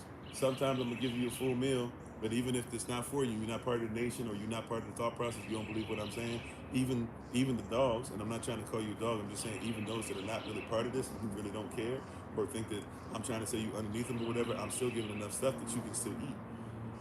You should be able to go and get what it is that's necessary. Right, but I'm saying now, also too, here's some scripture for you, right? Romans chapter 10, verse 13 through 16. Romans 10, verse 13 through 16. Anyone who calls upon the name, the Shem, or the Shem, which means the authority, and called means invite. So anybody who invites the authority of the Most High, or anybody who calls the name, right, of the Most High, the proper name, Yahavah, Yeshua, etc., right, which is the title, right, Amanava Al Emmanuel, thou shalt be saved if you're under that authority. If you invite that authority in, you shall be saved. But how can one be saved? Here's the rest of it. How can one be saved if you don't believe? And how can one believe but you have not heard? And how can one hear it if nobody's preaching it? And how can it be preached or proclaimed if nobody is being sent by the person who has the information? Therefore, who shall believe our report? I'm not being sent on behalf of the persons who have to give you whatever. I'm somebody that I could have walked that path and got more degrees in the thermometer. I got a degree. I could technically have enough stuff from, different things like Harvard and Howard and even Harvard Divinity. So twofold, Harvard Divinity, Howard Divinity, one that you guys probably wouldn't care about, Zion Temple of the Apostolic Faith Worldwide, Bible College and Seminary. That's where I got my, my 4-year, my baccalaureate, right, whatever. But at the end of the day, all that stuff is folly if the information is false. So I'm giving you stuff not based off of that. Now I'm giving you breadcrumbs. I'm giving you stuff you could easily research it. And by the way, if you're saying I need to go to the Eurocentric prism, like for example, those of you who have a Bible, in the Bible, when the Bible was not originally written, there's no such thing as chapters and verses. So when somebody says, tell me chapter and verse, you're supposed to know it. Right? I'm not saying chapters and verses don't help, but that's a different culture. And by the way, like you use terms like oracle. We had the oracles that came before us. That's when it was changed into the Greek. There's no such thing as Greek. So I'm just being honest with you. I may or may not be able to give you this and that. If you're waiting for me to try and be like, well, give me this and give me that. I'm trying my best to give you enough. But also, here's Bible as well. Study. I could go rest. But study. To show thyself, show thyself. And what? Approved. Who has to approve it? Approved by Elohim. That's who I'm sent by, ultimately. Right? Check it out with him and see. And if there's any legs to it or whatever, then we can come back. But once again, today, just being honest, I got to stay faithful. I got to stay committed. We are talking about today specifically a series, right? Which is called Reversing the Curse, means reversing the lie. And I have to focus on leadership. I went a little bit off on that part to make sure that somebody's like, oh, wait, no, you blah, blah. No. That's why I'm saying you got bad leadership. Now, you were talking about all this, and somebody else came on talking about black this and black that or whatever. You couldn't even tell me anything about Mansa Musa or even Batin Batuta. If you got to know about Ibn Batuta to even know about Mansa Musa and even talk about Ibn Bakar. By the way, the person who was saying all that, whatever, what do you know about them? Probably not much. Probably not much. So I don't mean anything towards it. And I appreciate your question, by the way, too. I'm just making the point. I got into a place where I used to be so afraid and blah, blah. Sometimes the answer is, research a little bit. I'm giving as much as I can. I give a lot in a little bit. And I wish I even had more time. I wish I had more stamina. I wish, to be honest, my life, I'm going through some things. And so I'll be honest with you. I wish I was even a little bit stronger for my people the way that I can. But I'm not the Most High. That's why we have to work together. But I promise you, if you come around, if you stick around a little bit, if you're around, I promise you'll get stuff and you'll get this. And we got classes, we got stuff on Patreon, we have stuff, that's on different platforms. We have different persons besides myself to teach.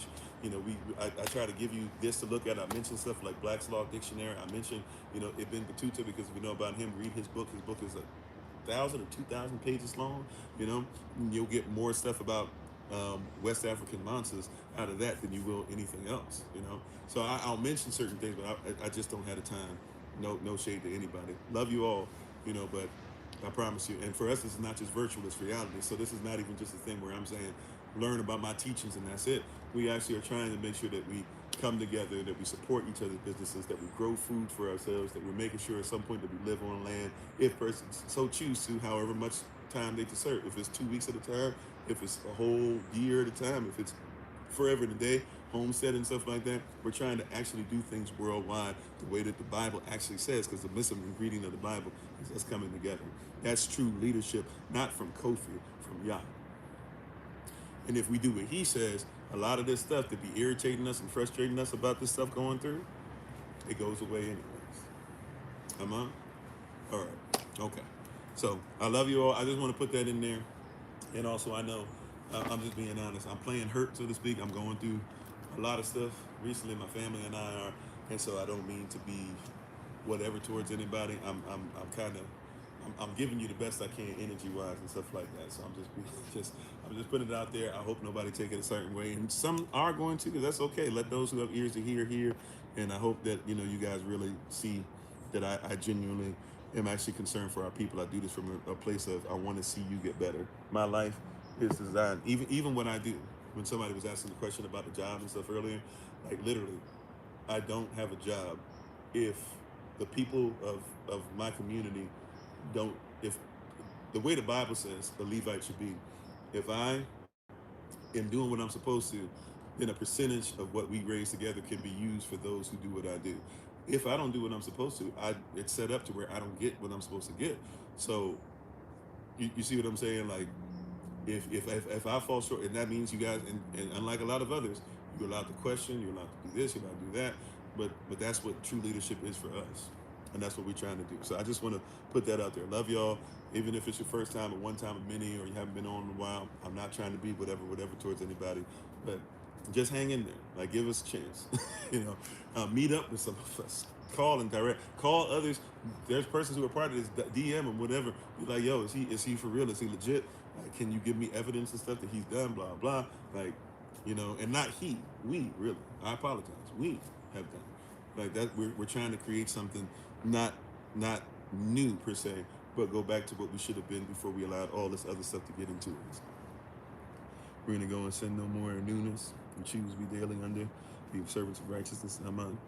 He said we live a life embracing cursing, waiting to be delivered. But if the stream is on topic of breaking curses, then you're interested. Yeah, and then we're interested in having you too. And that's why I'm saying, like, I hope I appreciate it. We literally came out of Q&A day on Thursday and Friday. Every other Thursday and Friday, we literally put up both of them together. We spend like 7 hours on Thursday, every other Thursday and Friday, just answering questions, comments, concerns. We have teachings on stuff on what we believe genuinely. I try to open myself up as much as I can. I'm just one person though, but we're doing very well. So I appreciate you. And I just want that to be known, okay? And I really appreciate questioning, just not for the sake of questioning. I'm not saying that this is you, but if you've been on this platform, whether you've been making videos or not, if you're on this platform, any of these platforms long enough, you kind of know, that a lot of this stuff is trolling and stuff like that and everything. So there's a reason why you saw earlier that there's persons that just try to protect it and make sure that we stay on track, including keeping me on track, because then I get off track and I don't, keep up with what we're supposed to be doing. So it's a team effort, and I appreciate you. I just want that to be known. Love you. Okay. By the way, I'm looking down on this because I'm trying to upload the podcast or whatever. I'm still here. So reversing the curse means revisiting the lie, and we're focusing on leadership today. And we're gonna get back into that. Thank you, everybody, for being on. I appreciate you. Thank you for being with us in our hashtag a safe place. How you doing, Ralphie? The name of the slave dude was probably the one you thinking I was saying was Olawada. Olauda. Actually, I'm mispronouncing his name. Excuse me. To give proper reverence and respect to our ancestor, our brother's name, Olauda Equiano. It's spelled O-L-A-U-D-A-H,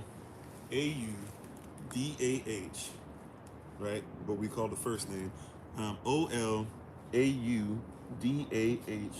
Olauda, O-L-A, Olauda, U-D-A-H, Olauda Equiano.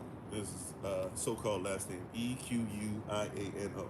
He wrote a book about, it's an autobiography. He wrote a book himself, and he basically says in the book, he was taken as a child.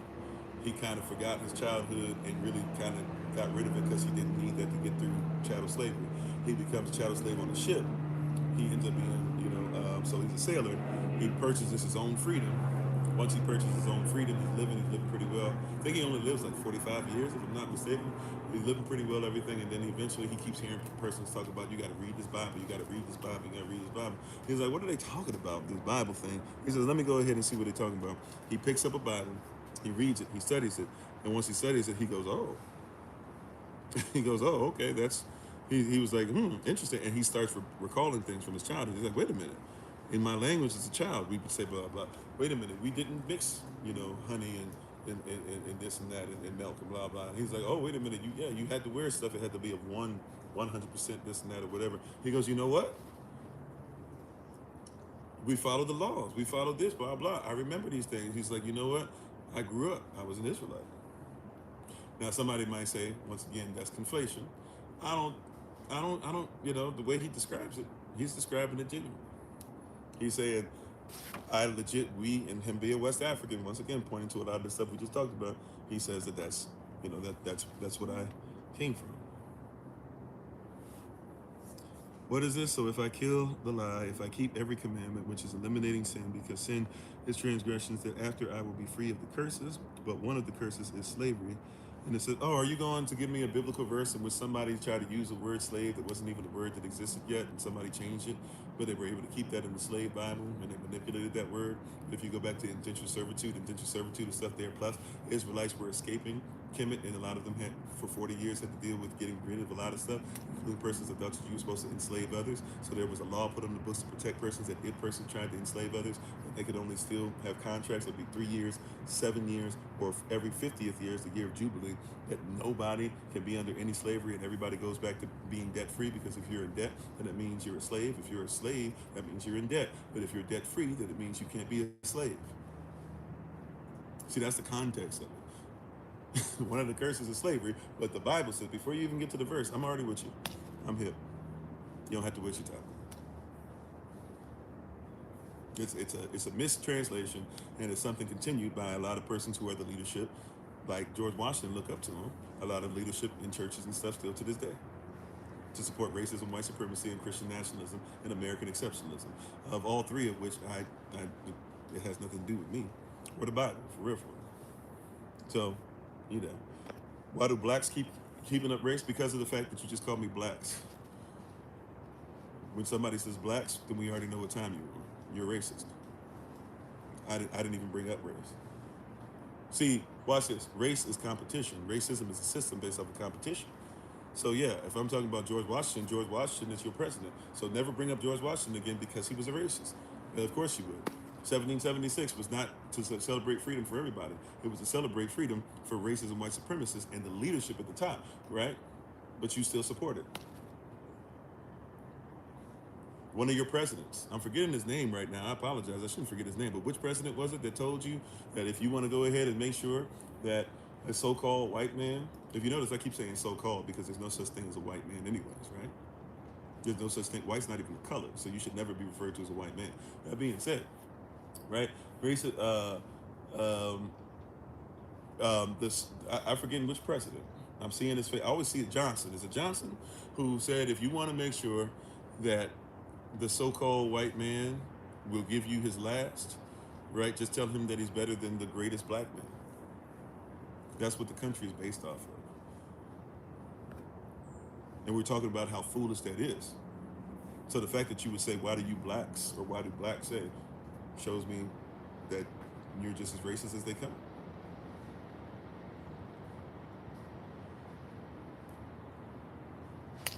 I mean, or at least you carry a lot of racist sentiment, because you wouldn't have said, why do blacks? As soon as you said that, racist. And by the way, to show you how racism, the system of competition the system works. If it had been a black person who said you blacks, racist. Ooh, and I know black people can't be, no, that's racist rhetoric coming out of your mouth, bro. I don't care about blacks. Racist. I don't care you're black or not. Racist. Right? You're proficient at this competition to say that blacks shouldn't be cared about. When you say blacks, right? If I make a blanket statement, I'm like, y'all whites, racist. Because the system of oppression. See, racist means proficient. If you're a pianist, you're proficient at the piano. If you're a flautist, you're proficient at the flute. If you're a tubist, you're proficient at the tuba. Right? If you're a gynecologist, you're proficient at, right? If you're an orthopedist, you're proficient at, we know how this works. If you're a dentist, you're proficient at,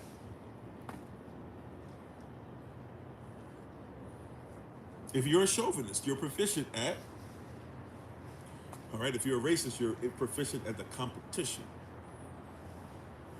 That's what that word actually means. And racism, ISM, means it's a system. So if you're proficient at a system of not just racism, because there can be many types of racism. I'm talking about racism, white supremacy, specifically because of what you just said. And when you use the term blacks, we know what time you're on. Okay. So, anyways, once again, see how far off we can get. Leadership. They're trying so hard. I'm trying so hard to stay on track. They're trying so hard to get us to talk about some stuff that they say doesn't even matter. But we know it matters. That's why persons don't want you talking about it. So, racism. Sorry, racism. Leadership. See the tribe. Holy Spirit. You are welcome here. Come flood this place and fill the atmosphere. Your glory, Yah, is what our heart longs for, to be overcome in your presence. So wash it away. Help me to get my focus back. So leadership. And how you doing? Is the Sky Curly? Thanks for being part of the community. Leadership. Leadership. The leadership that the West, the leadership that the Beast, the leadership that the so-called United States Corporation, United States of America, etc. is on, is not true leadership. Anybody trying to uplift it, you must recognize that you're problematic. These persons are not put into leadership because they're righteous. These persons are put into leadership because they are the opposite of. They're put into leadership because they manipulate. They're put into leadership because they own slaves. They're put into leadership because they are the wealthy, and the wealthy decide who gets to lead the wealthy. You were put under a false pretense, just like the Romans and the Greeks were, to where you believe that the Senate works for you, but the Senate is always looking for new blood to lift up to wealthy status so that they'll stop being where you are and continue to be where they are. Right? You catch that? A lot of you don't know. Look back at right? A lot of you don't know. Go look back at the plebes. If you even know what that is. Go look back at what a dictator actually was. Go look back at a senator. You weren't a senator because you got voted in. You were a senator because rich families decided who would come in. And if your father died, then you took his place. And I know a lot of you don't want to hear this, but every single president except one, and even that one technically is just not within 10, within tenths or tens or a 10th cousin or sooner. But all these presidents are related. And as much as they don't want to tell you the truth, unless it's time for them to grow and bring up other persons so that they can try to manipulate them and have them do what they do, these senators are just as related. I know.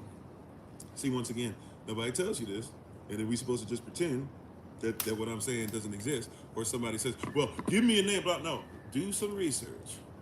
Go look it up. Go to libraries. Go online. There's a little girl that looked it up for you. She famously did so, back in the early 2000s, the late 90s or something like that. She famously did it for you. She did the work already. She put a whole thing together where she did a whole project for her class and literally turned this thing where persons go, oh, wow, what she's saying is correct. That all these presidents are under an old European English king, right? They're all family. Why persons go, well, man, that's interesting. People go, oh, look at Bush. I like Bush because Bush gives Obama and Michelle a kiss on the cheek, blah, blah. Bush and Barack are cousins. So when you go over your cousin's house and you're married and your cousin is married, if you see your cousin, give your cousin a hug or a handshake or a kiss on the cheek or something, it's because they're family, hopefully, right? Right? It's because they're family, right? So you don't have no problem with it. Persons are giving him this extra whatever, and I'm not saying that he doesn't deserve some kind of looking at or it's not cute or whatever, but hear what I'm saying. That's because it's family kissing family. This is why you have to get out. This is why we got to get outside of some of this stuff. We're so stuck on some of these items and some of these things that we miss the whole point. Right? I'm gonna say that part again, just in case you missed it, because you need to hear it. We are so stuck on some of this stuff, and we are so ill-informed and uninformed that we don't even recognize what's going on. These persons are family, right? These persons are family. When they are putting things together, it is a family interest. If every president who sits on the throne, if every president who is in front of you is related, do you think they're more worried about your interest or their interest? If they were worried about everybody's interest, then why is it only one family on the throne? See, this is why we got to talk about in leadership instead of we coming from the perspective of Hadach Shamayam, or the kingdom of heaven. And in a kingdom, you sit on the throne because you're family. You and I are fellow heirs with Christ because we are adopted, right? If not outright family, but we are adopted into the family bare minimum. And therefore, whatever one has access to, we all have access to. That's why he's the King of Kings. Right? Malachi ad Malachi, or Malachi ad Malachi. He is king over all of us as royalty, right? He is king over all of us as royalty, not because you are not family, but because you are. This is when it gets twisted a little bit, and this is when people will think I'm trying to twist something, but I'm gonna just tell you the truth. The reason why it's difficult for a lot of us to get this in our heads is because if we be honest, once again, reversing the curse means revealing the lie. So let's reverse some curses and let us be honest. If we be honest, you don't know how family works, and you don't know how countries work, and you don't know how kingdoms work. If so, a lot of these foolish arguments that we be having will go by the wayside. Real talk. You know why? Because the only reason, I know somebody doesn't like it because they're going to think I'm oversimplifying, but I'm going to give you a truth, right? The only reason why you support the leadership is because you support your family, or you support the family that you hope to be a part of. That's it. Oh, they didn't like that. But that's it.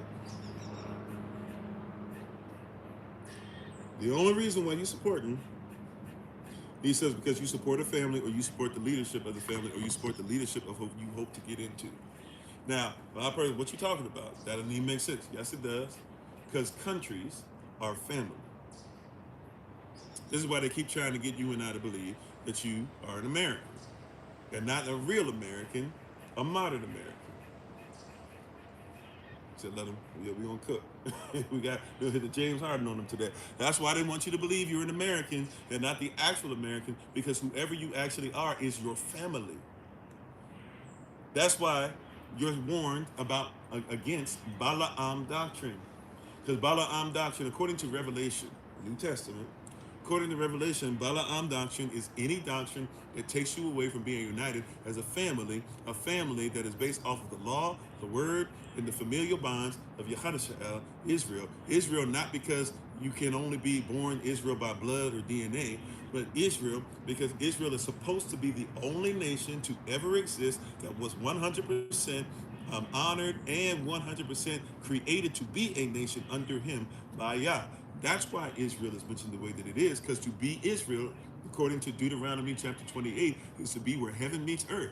And if heaven be in you, then inside of you should be, by definition, Israel. See, you've never heard that, because once again, anyone who calls upon the name of the Lord, they shall be saved. But how can one be saved if they do not believe? And how can one believe what they have not heard? And how can one hear if it's not proclaimed or if it's not preached?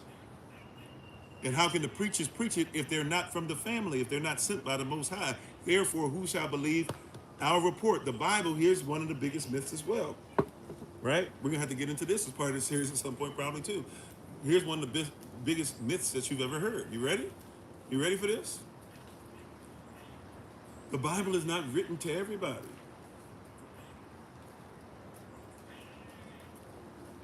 It's not written for everybody.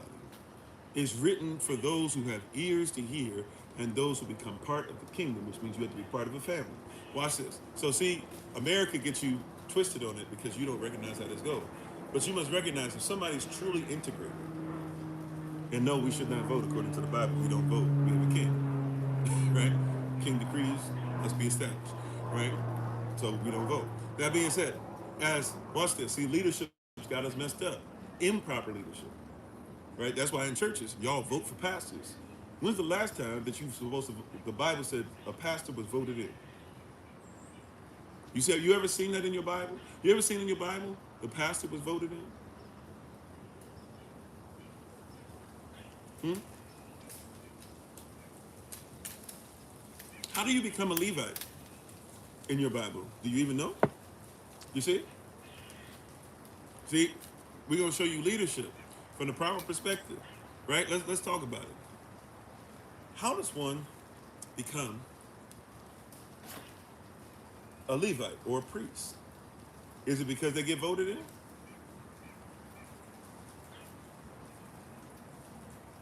You see, something like that should make us question leadership if we don't even know how they're supposed to get in. And most of your pastors were voted in. But according to the Bible, you've never seen that. Yeah, no pastor in the Bible. Now, I've seen many churches. Matter of fact, I went through a couple of them, got second place one time, going through the whole spiel and all that stuff. But you've never seen a pastor was voted in.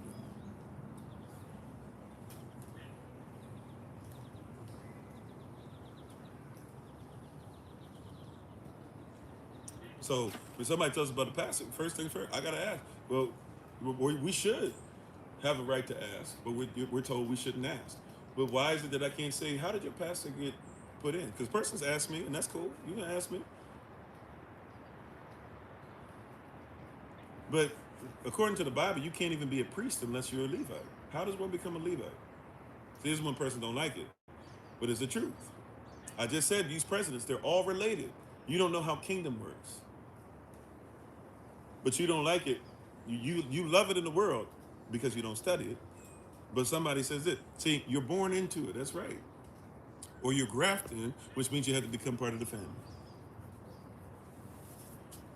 That's it. So watch this. There's even something called Shemitic or Semitic. They try to say, nah, that's a lie, right? Shemitic, they try to throw you off with taking the H away. Or, to be honest, it could just be a thing in English because, in English or in French, sometimes they take away the H. There's a lot of words that should have an H. French, like if you go to England, for example, there's a lot of places to where you'll see that they pronounce stuff with an H. There's a lot of places where they do not pronounce the H. Why do they not pronounce the H in certain places? If you actually look it up as far as language, etymology, history, linguistics, etc., you'll discover that if you're somebody who still has, because a lot of persons don't know how much French is actually in the so-called English language. If you're somebody who's very Normandic, right from Normandy, or somebody who comes from like a school of thought that the Tudors had, or somebody who's from a school of thought that the Plantagenets had, the first three dynasties that were outside of Gullit, that were outside of Gullit families, that were in England, you'll discover that French, they take away a lot of H's. Matter of fact, they do a lot of stuff with E's as well, or in S's. So for example, if you have ever seen the word estate and state, right, are talking about they're the same word. An estate is the same as a state, but you're talking about dialect. That's it. France or Gullit, or what you call English, right? But French or Germanic. That's all we're doing, right? If you say, if you were to say herb or herb is somebody who's talking about more stuff with a Germanic sound. Herb is somebody who's saying something that's more French. We're talking about family. So when you go, right, parlez-vous français, right, and you talk about couleur, right? Comment est-ce qu'on dit pink à la français, right? Pink is what? Pink is rose. They say rose, right? They wouldn't say rose or rose. They say rose from the back of the throat. It's dialect, it's family. So when you go to France, there's a lot of persons in France that don't even give you the time of day if you don't speak properly. They'll try to speak broken English before they allow you to speak broken French. I'm not just saying that's cool, but I'm saying that's the mindset because the French are a family. There's certain names you have to name your children in France. You can't just have a random name in France. You're going to name your child blah, blah, blah, blah. My name, for example, is Kofi. This is not French. This is talking about what many people call West African or Ghanaian, right? But in Ghana, you also see a lot of Kofis and Kwames and stuff like that in Jamaica because of, what happened with the so-called slave trade and all that stuff. Not the so-called, chattel slave trade things. Well, you'll also see Kofi, Kwame, Ama, Yao, things of that nature, right? Where do these words come from? These words are actually names that all of us get when we're born. They literally are just saying the name of the week. Now, I'm Kofi Ofori, and I've kept that name. Once you get to a certain age, you can decide which names you're going to keep, or if you want to add names, or they give you especially through Channel 7, you had Christian names that had to be given to you, stuff like that. I decided my name would be Kofi Ofori. Why is that? Because you get to choose after a while. Now, I have, if you want to go through a list of long names, I mean, there's a long list of names, Kofi, Ashe, and Judy, blah, blah, blah, all the stuff like I can add in there, right, etc. But I go by Kofi Ofori. Kofi Ofori is, right, technically my birth name. Kofi means he was born on a Friday, which actually technically I wasn't. I'm actually a Yao like my son. But I was born on a Friday, right? I was given that opportunity to have that because the person who bestowed, who welcomed me back into my nation, right? He allowed me to keep that name, or to go ahead and have the same name he did, and he had chosen Kofi because Kofi is the name of somebody that you guys actually know as Kwame Nkrumah. His real name is Kofi. He's actually Friday born too, but his name that you guys know him is Kwame Nkrumah. Kwame, just talking about another day he was born. So he chose Kwame for a particular reason, but I chose Kofi because of the tie not only to the person who grafted me back into my people, but also because of the connection to Kwame Nkrumah, who's a huge person in my life of helping me to comprehend who our people are as a whole, whether we talk about Israel, Negro, Black, Moor, Afrocentric, African, etc., etc. Right? He was a huge influence in my life. So, his teachings, right? I didn't know him per se, but he's a huge influence on me. So I'm a Kofi because of that. And then Ofori just means I'm the firstborn of my family. So Kofi Ofori literally is talking about Friday firstborn. Now, technically, it's also an Israelite word if you know about Kofi, right? But I'm a Kofi. You're an Amma, okay, right? And Amma is some of the day that you're born. Amma also, an Aver in Ivrit or in Hebrew, means mother, right? So there's, when you start seeing those things as well, you can see where there's dialect. You can also see where there's connotation that shows up with denotation. But anyways, so these are things that are there a lot of persons don't recognize. Right? You're talking about nation. So in your leadership, you're not even thinking about leadership is over a family, and families are choosing leaders, and you're born into certain things, and you're supposed to raise up within your family the next generation of what you do and who you are, and they're supposed to take it within their own way of doing things. Sure, they don't have to be a carbon copy, but they're supposed to take what you did and bring it better. The problem is that many of us don't even know biblically or spiritually or psychologically, soul-wise even, who we are, and therefore you're trying to take on a bunch of stuff or just take a job or just get the first thing that somebody puts before you. Right? Real spill. A lot of persons aren't doing stuff because this person who begot this person who begot this person that Israel should have all been doing boom, boom, boom, boom, boom. That's not what we're doing. We're doing stuff because we're just trying to figure out how to put money on the table, and maybe every once in a while somebody so-called lucks out and gets a position doing something that they like a lot.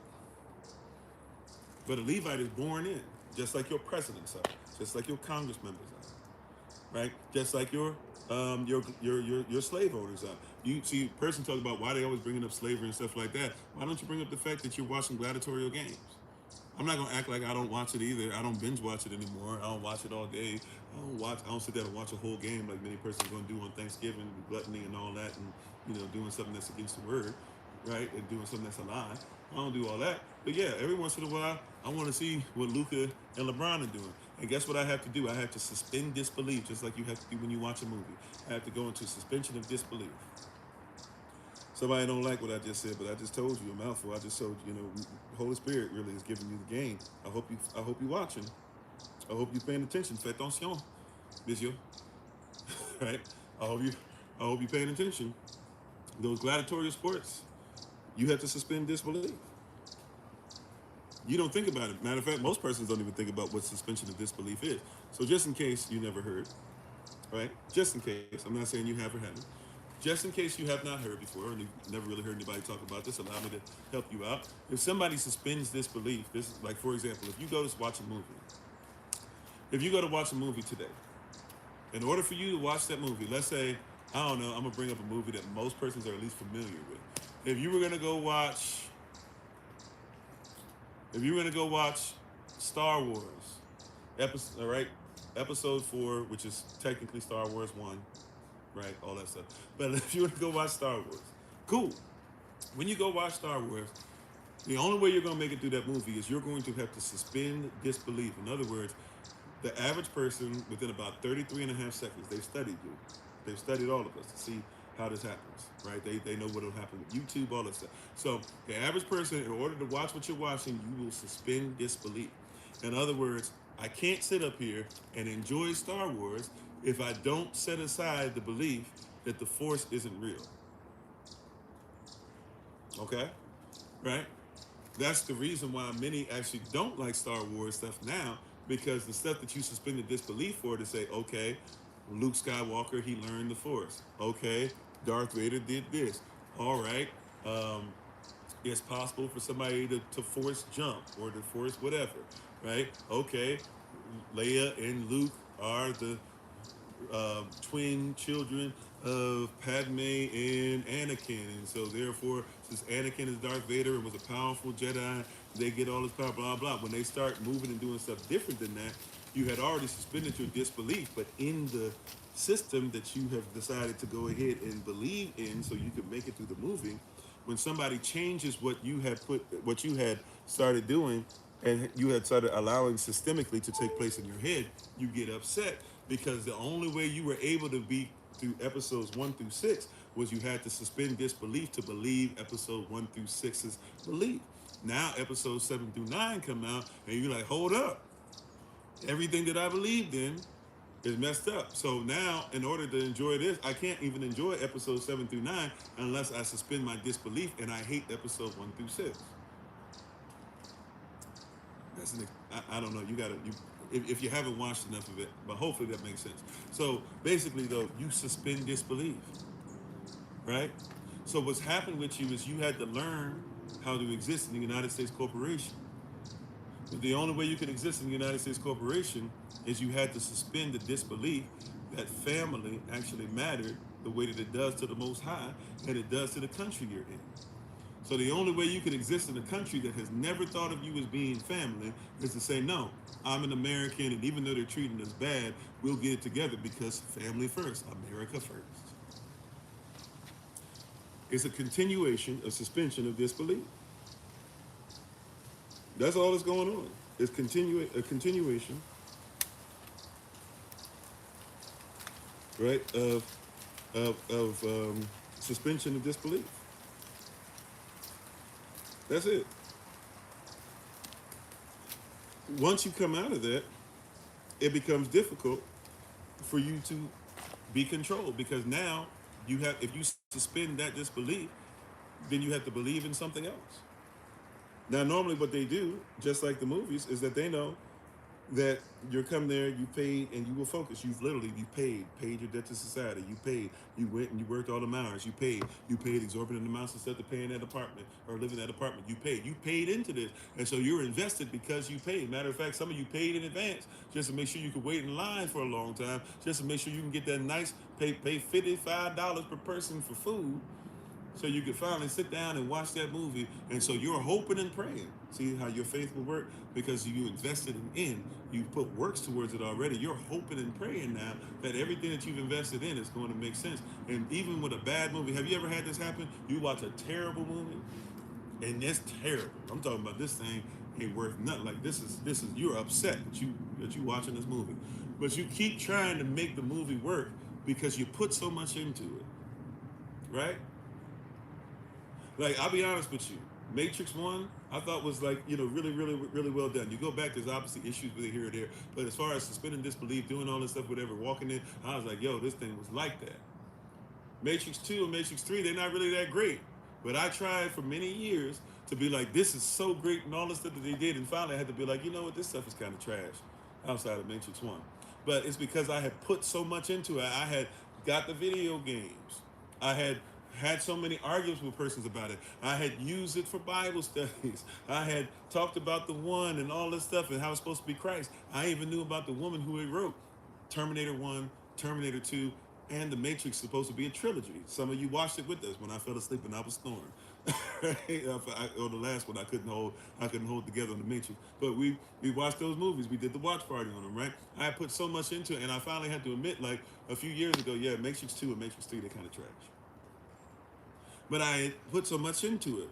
But fine. Now, that's just a movie. But a lot of persons don't want to realize you were done. And by the way, you were done dirty because you didn't even know there was anything else to believe in. You were born into wickedness.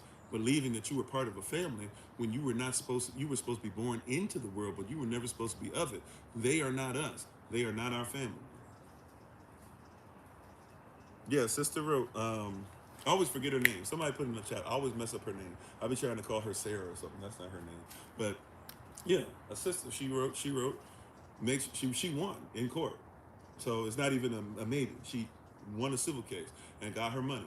She, they took Terminator 1, Terminator 2, and this happens in Hollywood all the time, by the way, right? But they took Terminator 1, Terminator 2, and The Matrix, something that she showed that she wanted to try and see if she could create.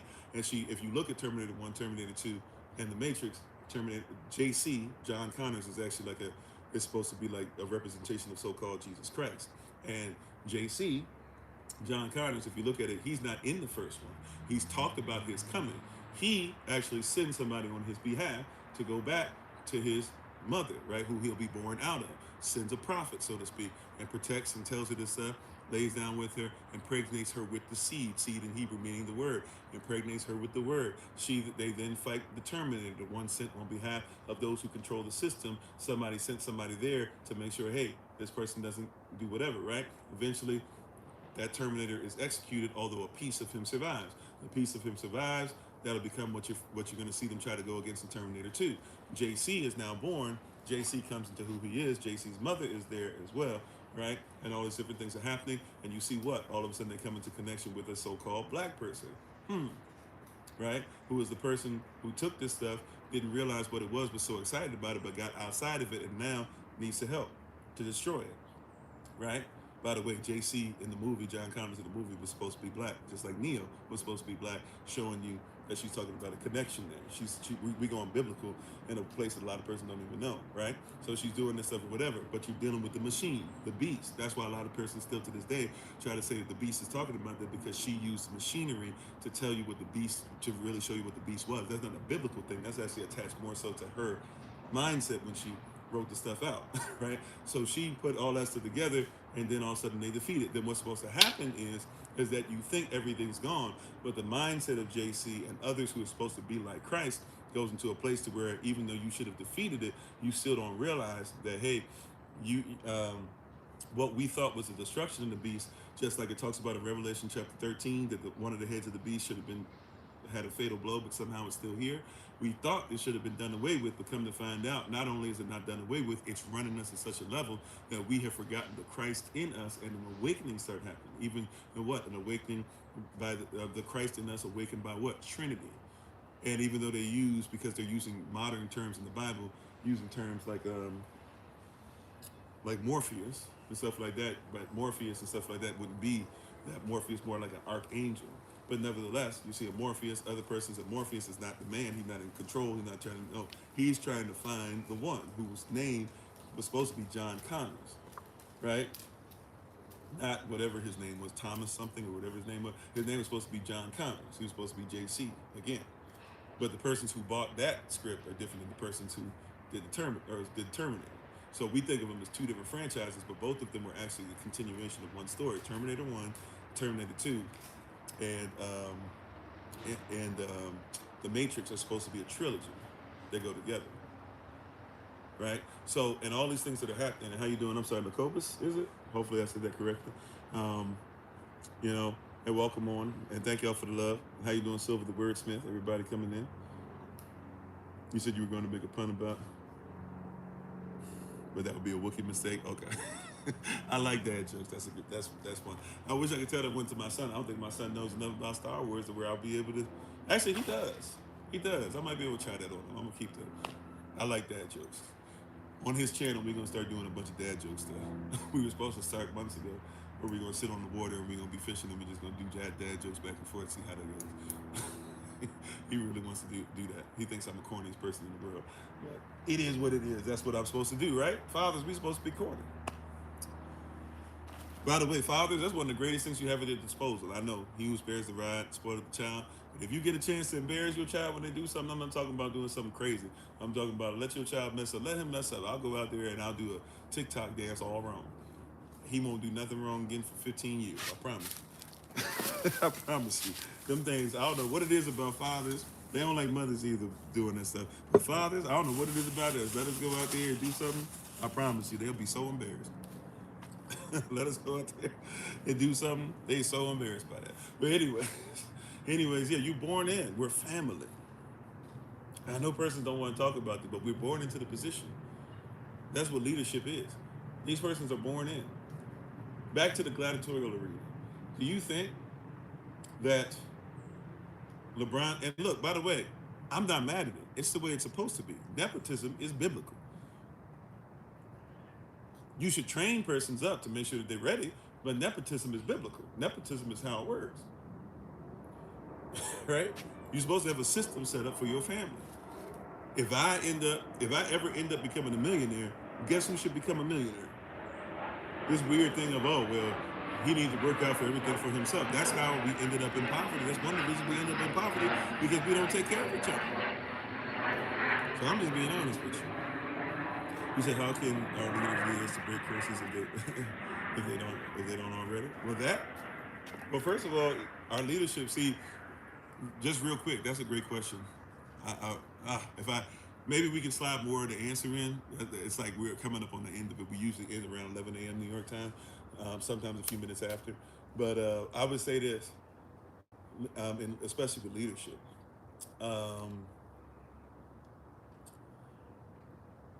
Deuteronomy 28, verses 1 through 14. If we hearken diligently to the voice of Yahavah and we obey the commandments and we do what we're supposed to, those are barak, those are blessings. Deuteronomy 28, verses 15 through 68. If we don't, that's everything else. So we can come out of curses and we can focus on barak. We should learn the curses so we don't repeat them, or learn the curses so that maybe we might realize as a result of our disobedience, we're still in the midst of those curses. But after that, we don't have to stay in. That's also something that we should be teaching. How you doing, Sister Renee? I think I saw Sister Renee pop up, if that's Sister Renee. And if it is, by the way, I meant to send you guys a message earlier. If it is, you guys be safe on your travels. Hope you enjoy. Am I? Right? So in all the different things that we're going through, that we have to recognize and realize all these things that are happening, is that it's due to a lot of leadership issues and lack of leadership. And thank you, moderators. Appreciate you. You know, it's due to a lot of lack of leadership. So once again, how does one become the leader of a country? These leaders are not voted in. These leaders are chosen and are given to you. Right? But that's how a nation works. And you got to recognize in their nation, they're the people. See, when the Bible says different opposite. When the Constitution says we the people, people means nation. So if the nation was created, but only so-called white, rich slave owners or white, rich landowners, which usually were white, rich slave owners, could vote, then you must comprehend that that's not, that law was never supposed to be for everybody else, right? James Madison, also a Virginia slave owner, used to get upset with persons in Congress and get upset with persons who would try to speak on stuff that they didn't know about, because he would say, y'all keep talking about democracy, and you got to realize we're not a democracy. Demokrata is the Greco-Roman version. And in Greece, the Democratic Republic, it wasn't a democracy, it was a democratic republic. That's different. A republic is still a kingdom. And you must recognize you're in a fake kingdom, right? You're in something called, you're in something called an artificial entity. The reason is because you are under something called, you are under something that is called a corporation. And how you doing, Hard Trucking? Thanks for being part of the community. You are in something called a corporation. This is a beast. It's a false government, right? It's supposed to take you away from the real you, to suspend disbelief in finding out who you actually are, and to put all your reality, ITY on that word real, meaning that you think what's real, put all of your thinking what's real into a fake version of yourself, because you're under a fake corporation. If you don't believe so, there's something called USC, United States Code 28, USC 300215, subsection A, tells us, that's United States law, 28 USC 300215, subsection A, tells us that the United States is in fact a corporation. What is a corporation? A corporation is a legal fiction. I'm not even, not making it up, not trying to be harsh, not trying to use other words. I'm literally telling you by law. Right? It is a legal friction. Friction.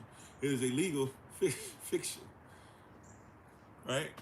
And so the only way you can be under it is for you to be a legal fiction. And many of you didn't know that your birth certificate made you a legal fiction. Many of you don't know that your Social Security card is attached not to you, but to a legal fiction.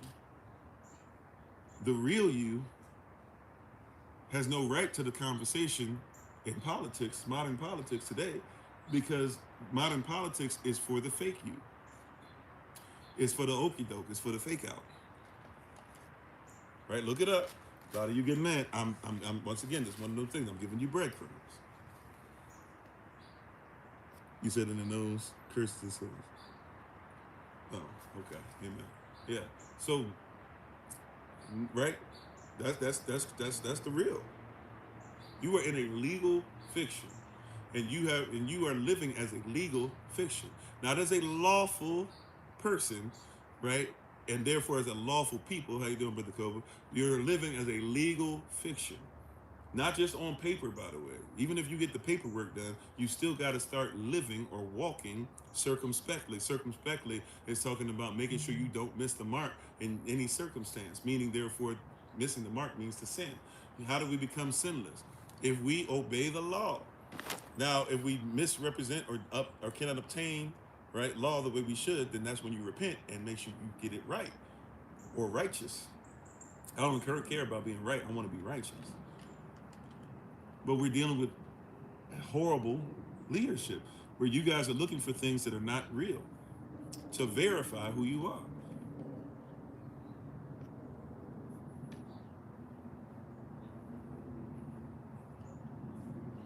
You said the UN has two beast systems, and why should we still be under Roman law today?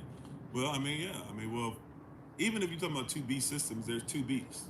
There's a beast that's the government that basically, if you just keep looking, Babylon, right? If you're looking at it, Kemet, Assyria, Mesopotamia, Babylon, Medo-Persians, Greeks, Romans, Roman Catholicism, which basically is branched out into Orthodox Christianity or Protestantism, Christian exceptionalism, doctrine of discovery, all this stuff is basically the same stature in Daniel chapter 2. It's the same satanic person, or it's the Satan. It's the same Satan that's sitting there in front of you.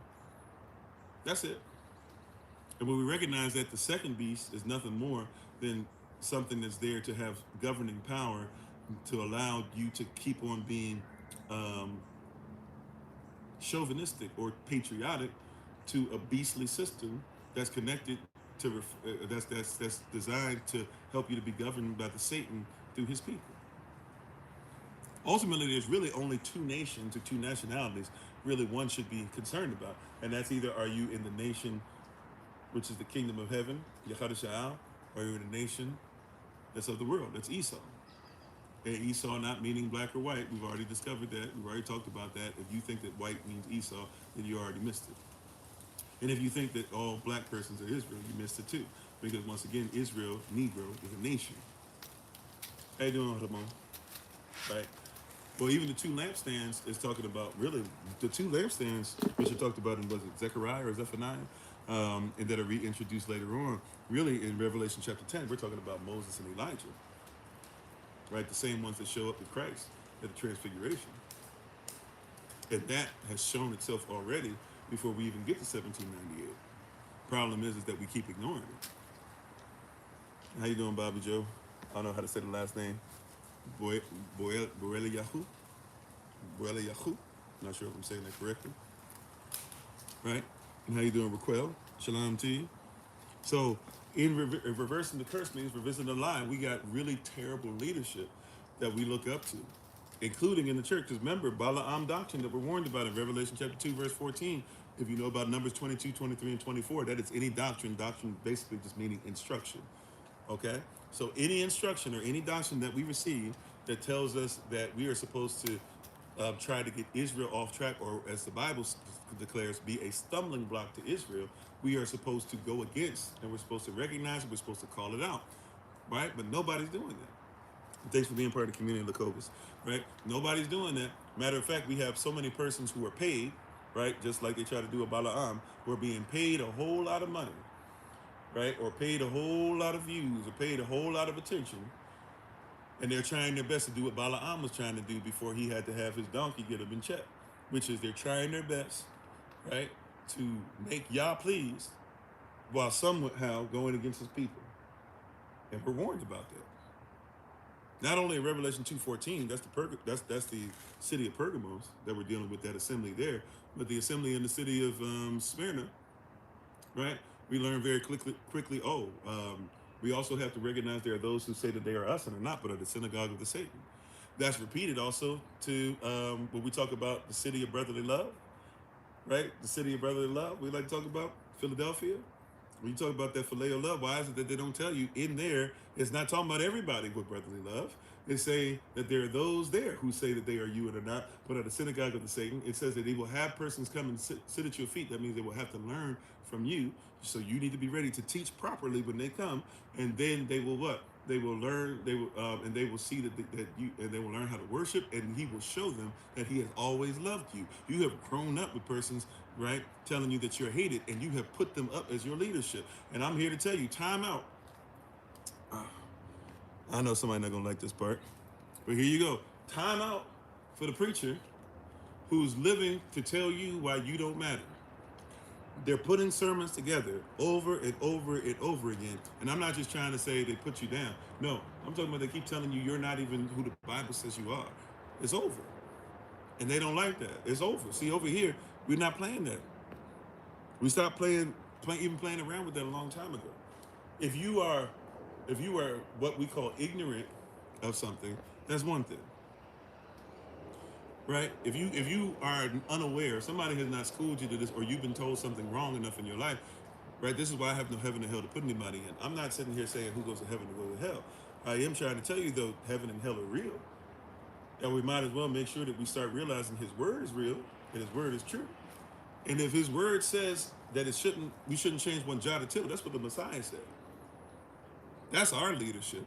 And He says, when they go against us because we say that what in the Sermon on the Mount, if we say what the law and the prophet said and they get upset with us, we should rejoice and be exceeding glad, because if they're lying on us, basically they did to the prophets before, then the same thing that they're saying to us is what they would have said. That while they're so busy talking about Isaiah, they would have told Isaiah he don't know what he's talking about, because Isaiah said that the Messiah has to come out of a particular people.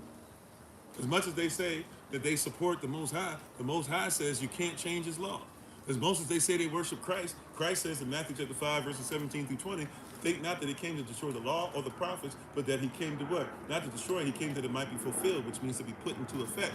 And what did He come to put into effect? A law that until heaven and earth pass should not change in any way, shape, or form, from the most minuscule of measurements, even to the handwriting that is written in. And then He came behind that and said, if you do not live by that law and teach others that it's okay not to live by that law, you should be considered by kingdom standards to be the least. But those who not only live by it, but teach others how to live by it, are considered to be the greatest. And you should know that law greater than any scribe and greater than any Pharisee. In other words, anybody preaching it and anybody writing it, you should at least know it, so that when they preach and teach it, at least you have enough knowledge to say, well, time out, you're giving me something that's not what the word actually says, within context, within reason, within thought process.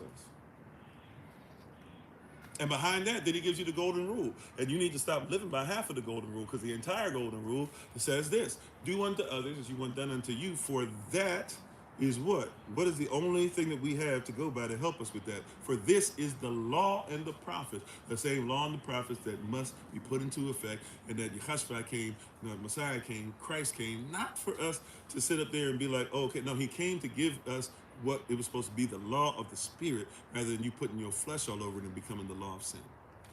He came to reestablish what was always there. That's why that word world in John 3:16 is cosmos with a K, not cosmos with a C. It's not a physical terra firma. It's not a physical universe, but He says it's a system, cosmos with a K. For Elohim so loved, Yahavah, He loved, He acted upon His own system, not a system. He so loved the system that he gave his only begotten Son, that whosoever believeth in his Son, who is the door out of this world, this system, into the original kingdom, the original system, we would not perish, but we would have everlasting life. That's what leadership should be leading us towards. Why is it that we have all this leadership and yet we still aren't led towards Christ? How is it that somebody's going to go to church, went to church yesterday and weren't led towards Christ? Can I keep it a buck with you? I'm not going to give all the information out because some stuff still I'm not allowed to talk about yet. Keep praying for myself and my family and everything. But, we ended up, going through some stuff or whatever. Somebody really, really going through. And hit that person. We already hit hard with some stuff. They got hit upside the head with some craziness in their life. They go to their assembly, right? And when they go to their assembly, looking for prayer. The person said, I can't pray for you because the service is over. And because the service is over, even though I'm a preacher, even though I'm a minister, even though I'm whatever they title was, I can't pray for you. Why can I not pray? I can't pray for you because the pastor's finished preaching and we don't do anything unless the pastor's there. Then what you there for? I understand somebody was taught foolishness, but what you there for?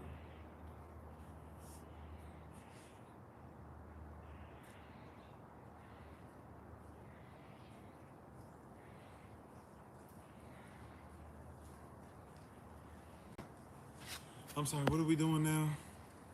All right, look, no offense, everybody. I gotta put a squash to the stuff in there just for a few seconds because it's getting to a place I'll be trying to look at the stuff and we're going back and forth just a little bit.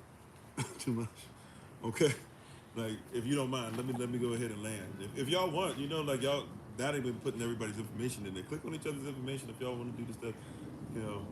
If you feel like blah blah. But I promise you, because some of the stuff I'm even seeing, I'm like, I don't even know if that's there. But just I'm trying to focus and do the dismount, and then it's whatever after that. I guess it can be on and popping. Y'all, you can still use the comments after the live, but just real quick, where am I at? See, I don't know. Oh, so yeah, and it's like what you what are you there for if not to serve? You can't pray for somebody who's really going through.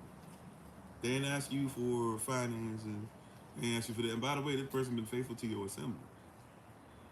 I know this person been faithful to that person's assembly. Been showing up faithfully, giving, right? Making sure even though they know more truth than the person does, still giving their best and doing this and doing that. Can't get prayer. Because the service ended and because the pastor's not preaching or not in the vicinity. But then what are you there for? You're there to be a puppet. I wish somebody could, not even would, I wish somebody could fix their lips to say that you couldn't come to one of our ministerial staff for prayer, bare minimum, for help, for prayer, for a word of encouragement, because I'm not there, because the live's not running, or because, I wish somebody couldn't pray for somebody if you just part of SOC. What's the point? That's bad leadership. I'm not going to call out who the person is. I really want to. But I'm going to be respectful. Now, I got to respect what Holy Spirit says, of course. But that's a lot of what we're being led by, stuff like that. See, we keep talking about, Republican, Democrat. What about your pulpit? What about the pulpit in Georgia? Y'all know who I'm talking about if you're into politics enough or whatever, right? But the politics for the pulpit in Georgia that's preaching for us. Now look, everybody should be treated like a human being. Duh. That being said, preaching, we should make sure that we uphold homosexuality, ask for forgiveness for preaching against homosexuality, and should not tell women what to do with their bodies, which in essence means we should be supporting and voting for persons who uplift abortions. Amen, Immortal. I see you. And how you doing? Thanks for sharing the live. the silent enigma. Hopefully I said that correctly. That's leadership. And supposedly, they're supposed to be of this. Right? And never let somebody argue out of what the word says. This is why the word, see, I try to, and I might go a couple minutes over. We're supposed to end at 11 a.m. New York time, so forgive me for going a couple minutes over, but I just want to finish this up and then I'm done, I promise. And thank you all for the repost. And how you doing, Dark Desires, if I didn't say so already. Right? I want to go ahead and bring this to you. I want you to see this very quickly. Never opine. Opine means to give one's opinion, right? Never opine. Just give word, right? Give word, give cultural reference, give lawful perspective, right? Make sure you show where stuff shows precedence. This is why it's law, right? These terms that we talk about, even being convicted, we've talked about that before. If one is convicted, you can't be convicted unless you're guilty. That's law, right? Somebody says, that word convicted me, but I don't believe in the law. Or somebody says, I've been ordained to do, I follow ordinances, but I don't believe in the law. You can't be ordained and deliver an ordinance if you don't follow the law, which means all these persons who keep giving you ordinances, including ordinances of marriage, if they don't believe in the law, they never married you in the eyes of Yah. Okay, right? Bad leadership. You thought you got married, but they don't believe in the law. But then how can they ordain your marriage, and how can they be ordained to ordain your marriage, but they don't believe in law that allows them to be ordained? This is how it works. If you're in the state of New York and you were to call me up and I was in the state of Florida and I was ordained in the state of Florida and you said, I want you to marry us, I'd have to say, you'd have to come down and get married in the state of Florida. Why? Because I'm ordained by the state or by the country or by the government. I'm not, or I can't do unless I'm ordained. This is why we do private marriages here, because I'm not ordained by the state. I am, well, I was ordained by territory, right? But technically, I'm not ordained by the state. I don't do ordinances or marriage or whatever in the state.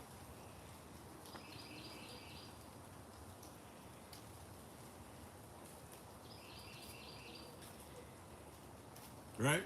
So I show you how to work things out, how to write your stuff together, how to have something that's private. You can be in the world, in the system, but not of it. Right? But I'm not, but I'm ordained outside of the state. You see how that works? So you have to be careful, but don't give opine. Let the word speak for itself, okay? Right? That being said, so let the word, the word of Yah speak for itself. That being said, I don't have to give an opinion on it. Right? Live by the word, live by every jot and every tittle. And what will happen is this. Persons will try to drag you out, like for example, for the A word that rhymes with extortion. I already said it once. They'll go, see, you guys are against women's rights. No, the Bible says you have a right to do whatever you want. No, that's not true. Then why are you preaching? No, you have the right to do whatever. Now, just because you think something's right doesn't mean it's righteous, but you can do whatever. Matter of fact, if you off somebody right now, you have the right to do it. Just realize there's a consequence. Yeah, somebody can come in front of me. I'm 6'5.5", black dude, and I'll probably be more chill than others. But you have a right to try that stuff and come in my face and call me an N-word and stuff like that. Just know that there might be some consequences. If you hit me on the wrong day, you might get hit that same day. I'm gonna try and ignore it and be like, whatever. You have a right to think that you can pop off and get in my wife's face, but you probably not gonna last not that long in front of me. I'm not saying I might take your life, but I'm gonna defend my wife. You have a right to do whatever, but realize there's consequences. Don't let them get to you. So hold the stuff to the word. So you guys don't believe that a woman has a right. No. You have a right to do whatever you want. I believe that Yah said he knew your child before the world even existed.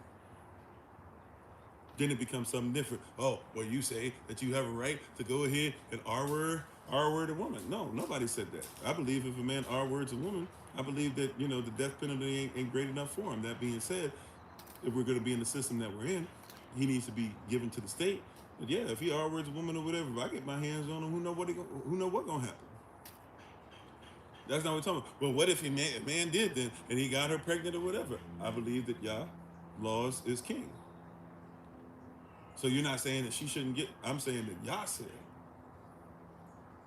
And we live by that. See, and persons don't like that, but you got to take a stand at some point. You have to take a stand at some point.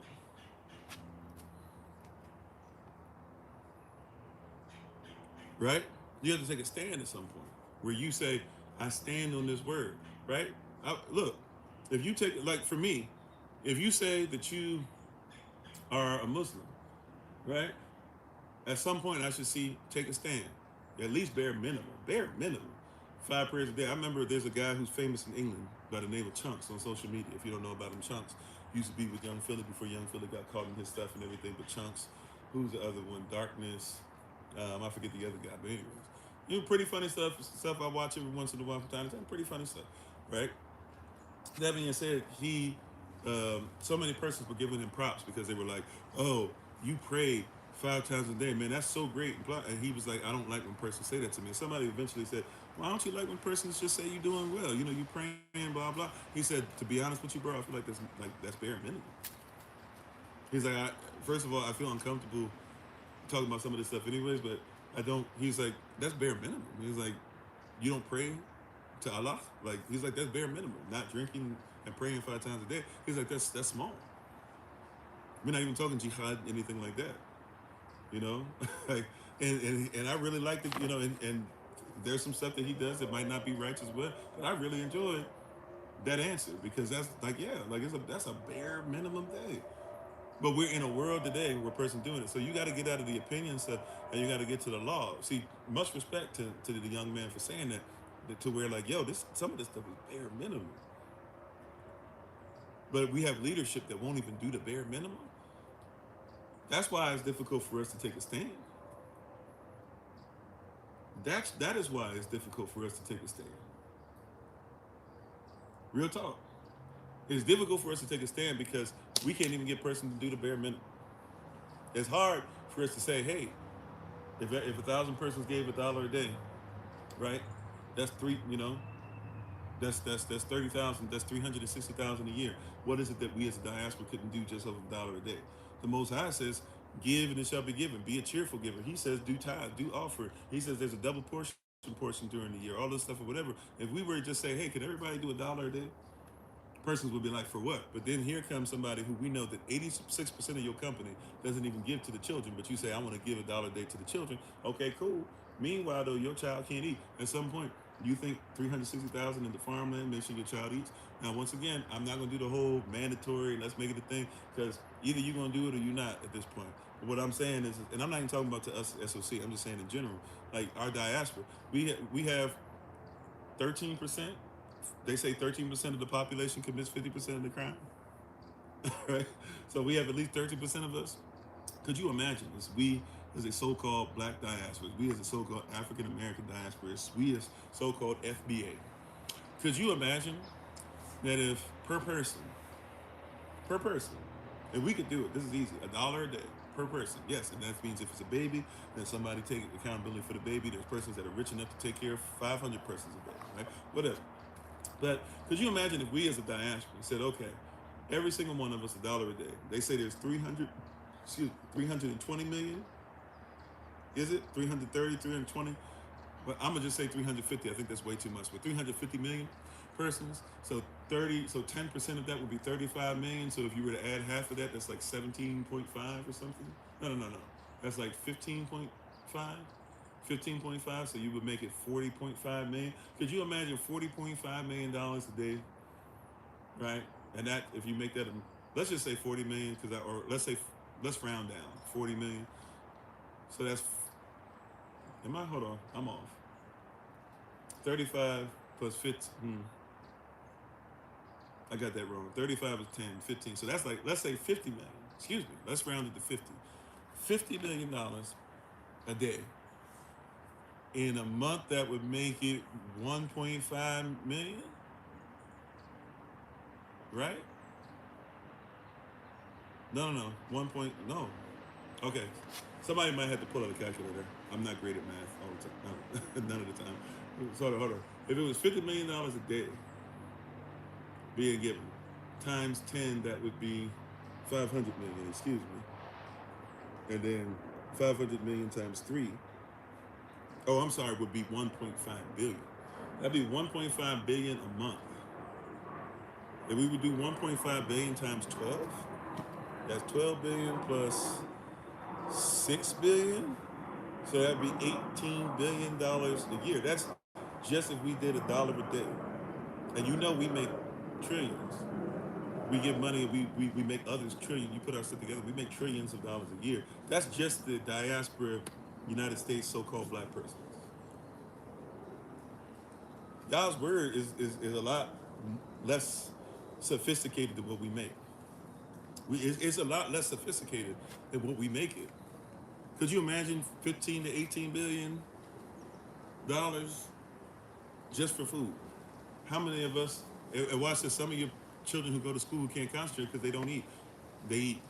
Some of us are having the health issues we're having because we're getting food. Some of us even are eating healthy but don't even know where this so-called healthy food comes from. You eradicate a whole bunch of stuff just because of that. Could you imagine that if we said, hey, we'll just go ahead and take that billion and we'll make sure that we budget it. We'll have in 10 spots, we'll allocate $100 million.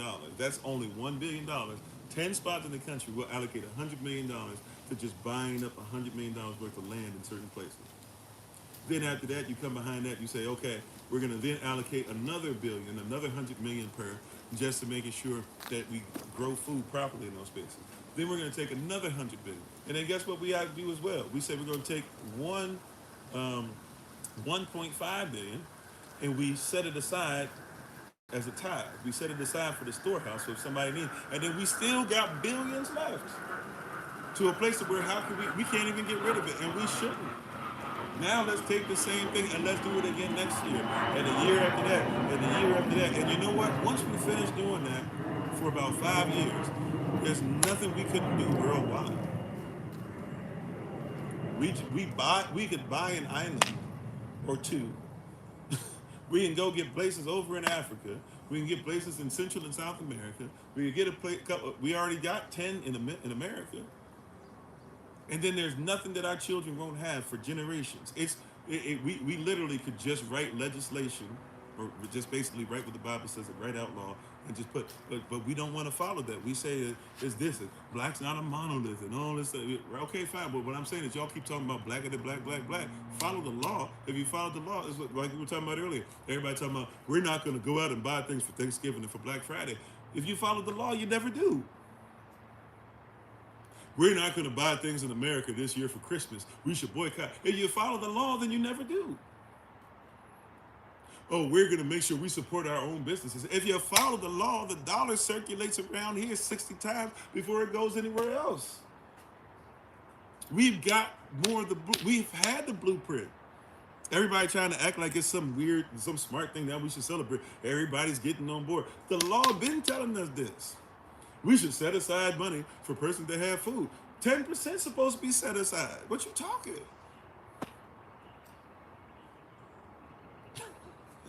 But we rather prefer to keep going to their leadership. That's anti-Christ. And the ones that are anti-Christ are anti-Negro. How you doing, Sketchy? That's it? That's all you got? That's it? I'm sad. That's it. There seems to be so much more to you.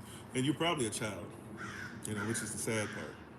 So to have hate speech and racism and all that stuff literally attached to you at a young age, no matter where it is. As a matter of fact, sorry, you're probably not going to be able to hear me on this platform, on TikTok for a second as we get ready to take our leave, but let me just put this in here real quick. This person came on and started making racist remarks about watermelon and other things, period. Probably should make sure that you check their background, period. Hopefully they're only a child and that they're making a mistake, period. All right, I'm gonna submit that. I'm gonna report you. Hopefully you learn from that. You probably won't. You probably don't care. And you probably have a burner account. But if you have a burner account, it's probably attached, to where you are. So I'm gonna block you, but hopefully you do better in life. But, we have to recognize this. Once again, we're in a system that allows somebody to come on and say ridiculous remarks and stuff like that, and racist things or whatever. But ultimately, it's because of a lot of leadership. And we don't want to admit that the leadership of the country has been crazy and has been out of pocket and is out of place. So, anyways, that's all that I have for today. We thank you all so much. We appreciate you. we'll hopefully see everybody for that special live for the sisters and everything, 7 p.m. New York time on Kofi_40, the original TikTok channel, also on YouTube. So sisters, come ready with questions, stuff like that. We'll be ready to go. If not, I'll try to have some things prepared. Thank you, everybody who's coming over from the early rising Bible study session. Ministerial staff, thank you for the prayers as of yesterday. And thank you for continuing to pray. I couldn't join you guys, but thank you to Elder Anais and all of you for continuing to press forward. Thank you for your prayers for myself and my family. We very much so appreciate it this time. It's 11:11. Babe, if you're listening. But I love you all. I appreciate you. So we're going to let the music play. So we have the 7 p.m. live session real quick for the sisters. It'll be 8 p.m. New York time. Real Talk live session at 9 p.m. New York time. We will meet back up for our project management stuff just to kind of reevaluate. If you're not aware of that, anybody who would like to help in any way, shape, or form behind the scenes, every Monday at 9 p.m. New York time, we're going to make sure we meet up on Monday so you guys can know what's going on. We can give you the skinny. We can ask persons who's willing to help with what, et cetera, et cetera. And thank you in advance for that. And then tomorrow, 7 p.m. New York time, we'll have another special live session for the sisters. 9 p.m. New York time, we'll have on Zoom, we will meet up for our graft-in session. And then on Wednesday, 7 p.m. New York time, special live session for the sisters. And 9 p.m. I'm sorry, 8:30 p.m. New York time, Elder Tammy will be having her live session. And then we'll get back on track Thursday Rising Prayer with Elder Anais, and then we'll be back for a live session continuing this series. Thank you again. Also, brothers, don't forget, this Saturday, everybody's invited, of course. Brothers, it's focused on you, Brothers in Black, 7 p.m. New York time on Zoom. Probably have it on YouTube as well, recorded, at least the audio version of it. We look forward to the word there, brothers. Even though we'll just be on Zoom, we're asking you to come, and if you don't mind, making sure that you dress in black so we can be in solidarity. Sisters, children, etc., you all are invited. It's just going to be focused on the brothers. I thank you. I appreciate you. We honor you. We hope that all is well. Prayerfully, something that I said or something that I did help where you are, and we're thankful and grateful to be in a position to help. Don't forget, calendars are available as well for those who are trying to make sure they have a calendar.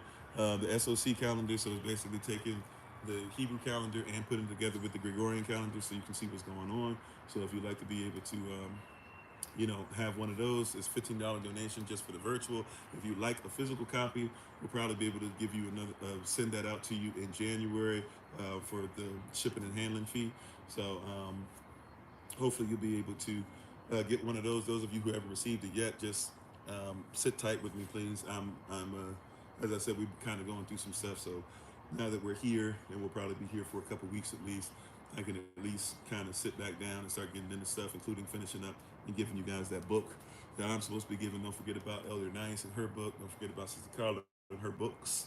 Also support Sister Carla's channel as well, Elder Anais' channel, Elder Tamara's channel, Brother Dwayne's channel, doing big things, Brother TJ's channel on YouTube. And there's many other things that are going on as well. Support each other, love on each other, support each other's businesses. Persons have been reaching out, even though we don't have the stuff ready for the website. Thank you for reaching out. You have been reaching out saying, hey, how can I support so-and-so, or who sells this, or who does this, or whatever. We have been sending you a list of the stuff you've been asking for. So if you are in need of something and you want to support each other as a diaspora, feel free to let us know. And even though we don't have it listed on our website as of yet, updated, we will make sure that we get that out. And eventually at some point it will be in our link tree as well.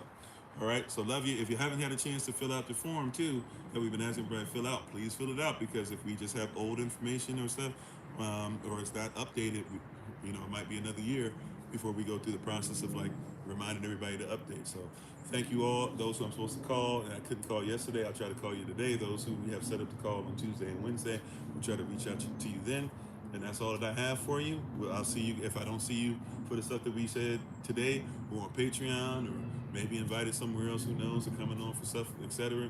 Just know that we're thinking about you always, and we feel your prayers, we honor you, and we hope to continue to not only be committed to what we're doing, but to grow and to be better in leadership and better in presenting things unto you all.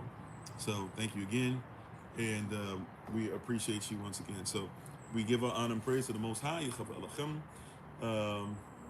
We give our praise and honor to him for my wife, the Honorable Maya, who lives a life that's able to be honored. For those who like to be part of the shout out, by the way, if you've never done a shout out with us before, just stick around on TikTok or come over to TikTok. and you'll be able to join there. But thank you everybody once again for being on. If you're coming over from Clapper, from Clapper, from IG, from the podcast, from YouTube, from Facebook, from TikTok. If you're watching this live, if you're watching this later on, whatever the case might be, thank you so much. We appreciate you again and again and again and again. Hey, shalom, Sister Amanda, how you doing? So much love to everybody. We appreciate you. Hopefully all is well. Continue to do great, marvelous, majestic, and awesome and mighty things. To death, my Shabachim. Thank you, family. We appreciate you. We honor you, and we look forward to talking to you some more soon. So yeah. So we'll talk to you. Look for the Google Calendar invite or the emails that we send out if we have your information. Yeah, we'll be sending you guys stuff very soon. So as always, this has been Pastor Kofi, Pastor Servant to Christ, where we are always changing lives one mind at a time, but being the voice of the voiceless and speaking the unspoken. And until we have the great privilege, opportunity, and responsibility of being in front of you all again, please remember, as always, that you are loved, you're necessary, you're majestic, you're fearfully and wonderfully made, and you, which is all of us working together, will be the reason why people who are in this system no longer have to be of it. All right.